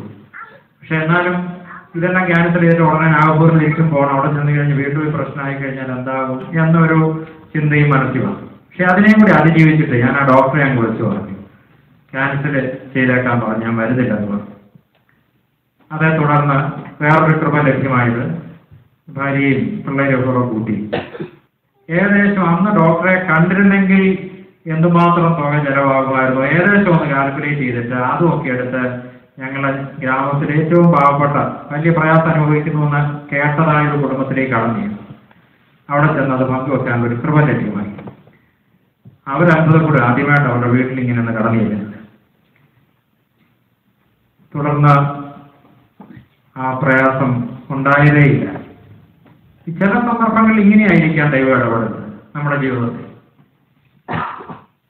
എപ്പോഴും എല്ലാത്തിനും നന്ദി അർപ്പിക്കാൻ കഴിയുക, ദൈവം ദാനമായി നൽകുന്നതിനെ പങ്കുവെക്കാൻ സാധിക്കുക, ദൈവനാമ മഹത്വത്തിന് വേണ്ടി. ഇങ്ങനെയൊക്കെയുള്ള ചില അനുഭവങ്ങളിലൂടെ നമ്മുടെ വിശ്വാസവും നമ്മുടെ കുടുംബാംഗങ്ങളുടെ വിശ്വാസവും കുറേയും കൂടെ സ്ട്രെങ്തൻ ചെയ്യാനായിട്ടിടയാണ്. ചില സന്ദർഭങ്ങളിൽ ഈ പറഞ്ഞ പോലെ നമ്മുടെ കൺട്രോൾ നിൽക്കാത്ത വിധത്തിൽ അസുഖങ്ങൾ വരുന്നതിലൂടെയായിരിക്കാം ചിലപ്പോൾ കൂടുതൽ ശുദ്ധീകരിക്കപ്പെടുന്നതും കൂടുതൽ ദൈവത്തിന്റെ മഹത്വം വെളിപ്പെടുന്നതും. എല്ലാം എപ്പോഴും ഫിക്സഡായിട്ട് മാത്രം ചിന്തിക്കാനായിട്ടൊന്നും സാധിച്ചെന്ന് വരികയില്ല. എന്താണെങ്കിലും നന്ദിയുള്ളവരായി സാക്ഷ്യം നിർവഹിക്കുന്ന വിധത്തിൽ ജീവിക്കാൻ തക്കവണ്ണം നമുക്ക് ദൈവം കൃപ നൽകണം എന്നും പ്രാർത്ഥിക്കുന്ന നിന്റെ നാമം മഹത്വപ്പെടണം. സ്വർഗസ്ഥനായ ഞങ്ങളുടെ പിതാവേ, നിന്റെ നാമം പരിശുദ്ധമാക്കണം. ഞങ്ങളുടെ ജീവിതത്തിലൂടെ, ഞങ്ങളുടെ ഇടപെടലുകളിലൂടെ, ജീവിതം കൊണ്ട് മുഴുവൻ അങ്ങയുടെ നാമം മഹത്വപ്പെടണം. ഈ കർത്താവ് തന്റെ ശുശ്രൂഷയുടെ അവസാനം പുറകോട്ട് നോക്കിക്കൊണ്ടൊരു കാര്യം പറയുന്നുണ്ട്. യോഹന്നാന്റെ സുവിശേഷം 17-ാം അധ്യായത്തിൽ, പിതാവേ, ഭൂമിയിൽ ഞാൻ നിന്നെ മഹത്വപ്പെടുത്തി, നീ എനിക്ക് തന്ന പ്രവൃത്തി ഞാൻ തികച്ചിരിക്കുന്നു. ഞാൻ നിന്റെ സന്നിധിയിലേക്ക് കടന്നു വരികയാണ്. ഈ ലോകസ്ഥാപനത്തിന് മുമ്പേ എനിക്ക് നിന്നോടൊപ്പം ഉണ്ടായിരുന്ന മഹത്വത്തിലേക്ക് ഞാൻ തിരിച്ചു വരികയാണ് എന്ന് പറയുന്ന ഒരു പ്രാർത്ഥനയുണ്ടല്ലോ, മഹാപുരോഹിത പ്രാർത്ഥന, യോഹന്നാന്റെ സുവിശേഷം 17-ാം അധ്യായത്തിൽ. ജീവിതത്തിന്റെ അന്ത്യനിമിഷങ്ങളിൽ പുറകോട്ടൊന്ന് നോക്കിക്കൊണ്ട്, ദൈവമേ, ഭൂമിയിൽ ഞാൻ നിന്നെ മഹത്വപ്പെടുത്തും. കേവലം കുറച്ചുകൂടെ ബെറ്റർ ആയിരിക്കുന്ന ഒരു വീടുണ്ടാക്കി, കുറച്ചുകൂടെ കാറുകളുടെ സൗകര്യങ്ങൾ വർദ്ധിപ്പിച്ചു. പലസ്തീനിൽ അന്നത്തെ ആളുകളെ സംബന്ധിച്ചിടത്തോളം മുന്തിരിയും മീൻപിടുത്തവും ആ കാര്യങ്ങളൊക്കെ കുറച്ചുകൂടെ മികവ് ഉണ്ടായി. ഇങ്ങനെയൊക്കെ സ്വപ്നങ്ങളൊക്കെ മാത്രമായിട്ടിരുന്ന മനുഷ്യരുടെ ഇടയിലാണ് യേശു കുറച്ചുകൂടെ ഉയർന്നു ചിന്തിക്കാൻ തക്കവണ്ണം പറയുന്നത്, നിന്റെ രാജ്യം വരണമേ, നിന്റെ നാമം മഹത്വപ്പെടണമേ. ആ വിധത്തിലൊക്കെ ചിന്തിപ്പാനും സമർപ്പിക്കാനും പ്രവർത്തിക്കാനും കഴിഞ്ഞിട്ട് ജീവിതം മുഴുവനും നോക്കിക്കൊണ്ട് പുറകോട്ട് നോക്കി, ദൈവമേ, ഭൂമിയിൽ ഞാൻ നിന്നെ മഹത്വപ്പെടുത്തി. I have glorified you on earth. I am coming back to you എന്ന സംതൃപ്തിയോടെ പറയാൻ കഴിയുന്ന ഒരു അനുഭവത്തിലേക്ക് നമുക്ക് വളരാൻ സാധിച്ചിരുന്നെങ്കിൽ. ഈവനിങ് എന്ന് പറഞ്ഞൊരു ഫിലിമിന്റെ ഒരു ചെറിയ ഭാഗം എവിടെയോ ഒരു വീട്ടിൽ ചെന്നപ്പം കാണാനായിട്ട്, രോഗം ഒക്കെ ബാധിച്ച് വാർദ്ധക്യത്തിലായ ഒരു സ്ത്രീ കട്ടിൽ കിടക്കുകയാണ്. അവര് ആ കടലിൽ കിടന്നുകൊണ്ട് ഒരു സ്വപ്നം പോലെ കാണുകയാണ്. ഒരു ചിത്രശലഭത്തിന്റെ പുറകെ ഓടുന്നത്. ചിത്രശലഭത്തിന്റെ പുറകെ ഓടിച്ചെന്ന് അതിനെ പിടിക്കാനായിട്ട് തുടങ്ങുമ്പോഴത്തേക്ക് അത് അടുത്തടത്തോട്ട് പറന്നു പോവുകയാണ്. വീണ്ടും ഓടിച്ചെന്ന് പിടിക്കില്ല എന്ന് വരുമ്പോഴത്തേക്ക് അത് കൈവിട്ടു പോവുകയാണ്. ഈവനിങ് എന്ന് പറയുന്നത് ജീവിതത്തിന്റെ സായാഹ്നമാണ്. ജീവിതത്തിന്റെ ഈവനിങ്ങിൽ നിന്നിട്ട് ജീവിതത്തെ വിലയിരുത്തുന്നതായിട്ടായിരിക്കാം ആ ഫിലിം മുഴുവൻ കാണാൻ സാധിച്ചില്ല. ജീവിതത്തിന്റെ ഈവനിങ്ങിൽ നിന്ന് പുറകോട്ട് നോക്കുമ്പോൾ ഈ ജീവിതം മുഴുവൻ ഞാൻ ഓടിപ്പിടിക്കാൻ ശ്രമിച്ചത് ഇങ്ങനെയുള്ള ബട്ടർഫ്ലൈ ആണല്ലോ. ഈ ലോകത്തിൽ പലതും എനിക്ക് കൂടുതൽ ജീവിതത്തിൽ അർത്ഥവും സന്തോഷവും തരുമെന്ന് കരുതി അതിനെയൊക്കെ പിടിക്കാൻ ശ്രമിച്ചു. പലപ്പോഴും കൈവിട്ടു പോകുന്ന അനുഭവങ്ങൾ.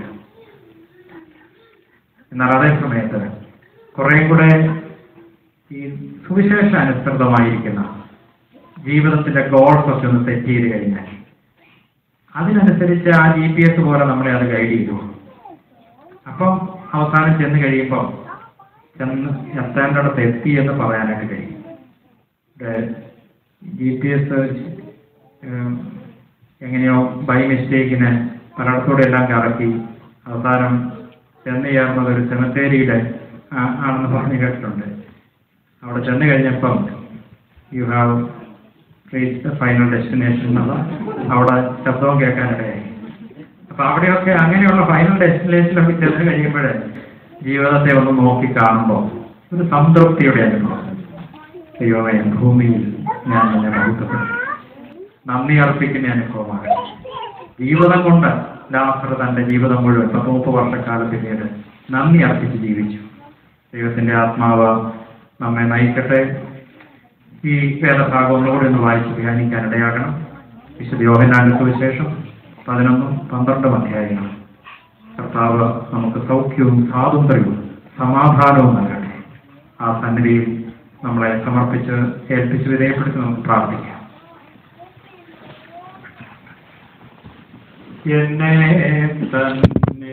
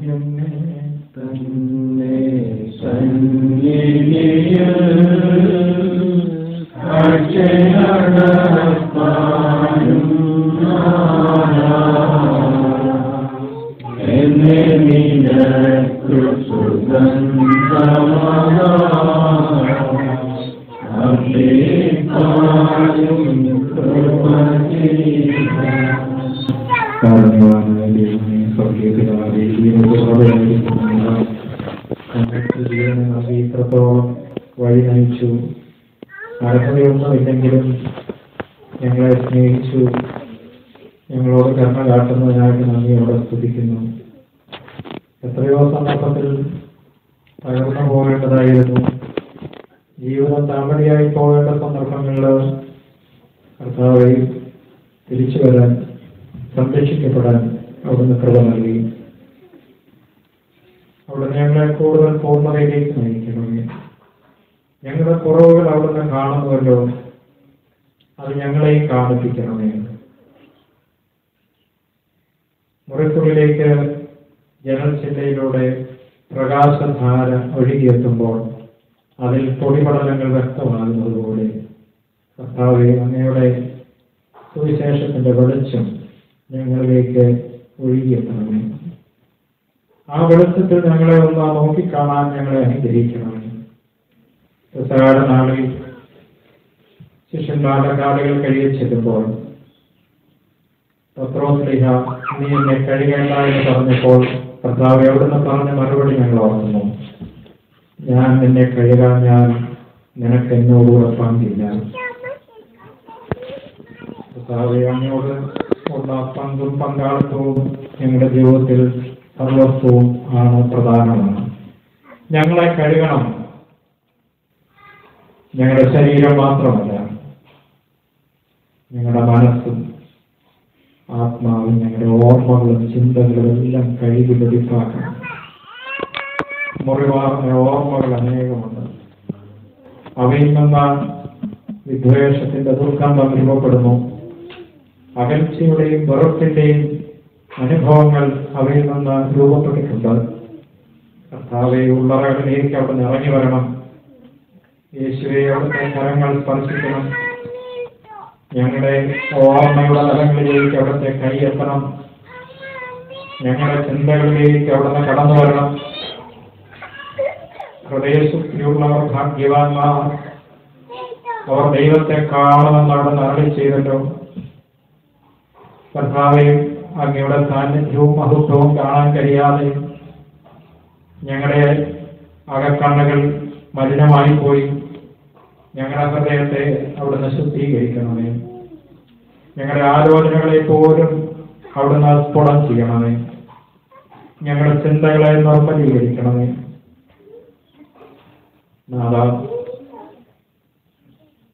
ദാസന്റെ കബറിലേക്ക് അവിടുത്തെ ശക്തി ഒഴുക്കി ശിഥിലമായി തുടങ്ങുന്നതായ ആ ശരീരത്തെ വീണ്ടും പുനരുജ്ജീവിപ്പിച്ച് പുറത്തേക്ക് കൊണ്ടുവരാൻ അവിടുന്ന് ഇടയാക്കി. നാദാ, ഞങ്ങളെ ഉയർത്തിക്കണമേ. ഞങ്ങൾക്ക് ജീവൻ പകരണമേ. ഞങ്ങൾക്ക് സമൃദ്ധമായ ജീവന്റെ അനുഭവത്തെ നൽകണമേ. ഞങ്ങളുടെ രോഗാവസ്ഥകൾ അവിടുന്ന് അറിയുന്നല്ലോ. ഞങ്ങളുടെ നിരാശയും ദുഃഖകരമായ അനുഭവങ്ങളും എല്ലാം അവിടുത്തെ സന്നിധിയിലേക്ക് ഞങ്ങൾ തുറന്ന് കാണിക്കുന്നു.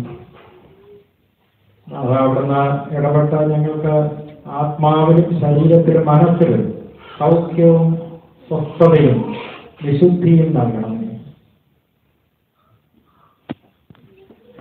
ഞങ്ങളെ ഉയർപ്പിക്കുന്നതും ഞങ്ങൾക്ക് ജീവൻ പകരുന്നതുമെല്ലാം ഇനിയുള്ള കാലം നന്ദിയുള്ളവരായി ജീവിക്കാനായിട്ടാണ്. കർത്താവേ, വാക്കുകൾ മാത്രം ചുരുക്കാതെ ഞങ്ങളുടെ ജീവിതം കൊണ്ട് സാക്ഷ്യം നിർവഹിക്കാൻ അങ്ങയുടെ വിശുദ്ധിക്കും സ്നേഹത്തിനും സാന്നിധ്യത്തിനും സാക്ഷികളായി തീരാൻ തക്കവണ്ണം അതിനുള്ള പ്രതിനിധികളായിട്ട് നിലകൊള്ളാൻ ഞങ്ങളെ അനുഗ്രഹിക്കണമേ. ഞങ്ങളുടെ അനുഗ്രഹങ്ങൾ ഞങ്ങളുടെ കുടുംബത്തിലേക്ക്, ഞങ്ങളുടെ ഇടവകയിലേക്ക്, ഞങ്ങളുടെ ചുറ്റുപാടിലും ഓഫീസുകളിലേക്ക് എല്ലാം പ്രവഹിക്കാൻ തക്കവണ്ണം കർത്താവേ അവിടുന്ന് ഉപകരണങ്ങളാക്കി ഉപയോഗിക്കണമേ. ഇതാ പൂർണ്ണമായും അവിടുത്തെ സന്നിധിയിൽ ഏൽപ്പിക്കുന്നു. മറച്ചു വെച്ചിരിക്കുന്നൊക്കെയും തുറന്നു കാണിക്കാനുള്ളതായ മനോഭാവം ഞങ്ങൾക്ക് നൽകണമേ. കല്ലൊക്കെ നീക്കിയിട്ട് നിങ്ങളുടെ ജീവിതത്തിന്റെ നശ്വരതയും ഓർക്കുവാൻ അനുഗ്രഹിക്കണമേ. ഒരല്പസമയം മാത്രം ഈ ഭൂമിയിൽ സന്ദർശിച്ച് കടന്നുപോകേണ്ട നിങ്ങൾക്ക് വഴി വെളിച്ചമായും വഴിയാഹാരമായും വഴികാട്ടിയായും അവിടെ കൂടെ ഇരിക്കണമേ. ഞങ്ങളുടെ യാത്രയുടെ ആരംഭം അവിടെ നിന്നായിരുന്നു. ഈ യാത്രയിൽ യാത്ര ചെയ്യുന്നവനും അവിടെ നിന്നാണ്. ഈ യാത്രയുടെ അവസാനത്തിൽ ഞങ്ങൾ എത്തിച്ചേരുമ്പോൾ ഞങ്ങളെ സ്വാഗതം ചെയ്ത് സ്വീകരിക്കുന്നവരും അവിടെ നിന്നാണ്. ആ സന്നിധിയിലണയുമ്പോൾ മുഖശോഭയോടെ ഞങ്ങൾക്ക് നിൽക്കാൻ തക്കവണ്ണം ഞങ്ങളുടെ ജീവിതത്തിന്റെ നാളുകളെ എണ്ണുവാനും അതിനെ അനുഗ്രഹമായി ഉപയോഗിക്കുവാനും തക്കവണ്ണം ഞങ്ങളെ ആശീർവദിക്കണമേ. ഞങ്ങളോട് ബന്ധപ്പെട്ടവരായി വിവിധ അസ്വസ്ഥതകളിലെ രോഗങ്ങളിലൊക്കെ കഴിയുന്നവരെ ഞങ്ങൾ സമർപ്പിച്ച് പ്രാർത്ഥിക്കുന്നു. കർത്താവേ, സൗഖ്യം നൽകണം. അവിടെ ഇടപെടണമേ. ശക്തി പകരണമേ. തിന്മയുടെ ബന്ധനങ്ങളിൽ നിന്ന് മോചനം നൽകണമേ. ഒരു ജീവിതത്തിന്റെ പുതുക്കം നൽകണമേ. പുതുമയിലേക്കും വിശുദ്ധിയിലേക്കും കൂടുതൽ സ്നേഹത്തിലേക്കും സ്വർഗീയ ജ്ഞാനത്തിലേക്കും എല്ലാവരെയും നയിക്കണമേ. ബലഹീനരായി ഞങ്ങളെ നിർമ്മലമായ ഒരു ഹൃദയം ഞങ്ങൾ സൃഷ്ടിച്ച് സ്ഥിരമായ ഒരു ആത്മാവിനെ ഞങ്ങളിൽ പുതുക്കണമേ. എന്നെ സന്നിധിയിൽ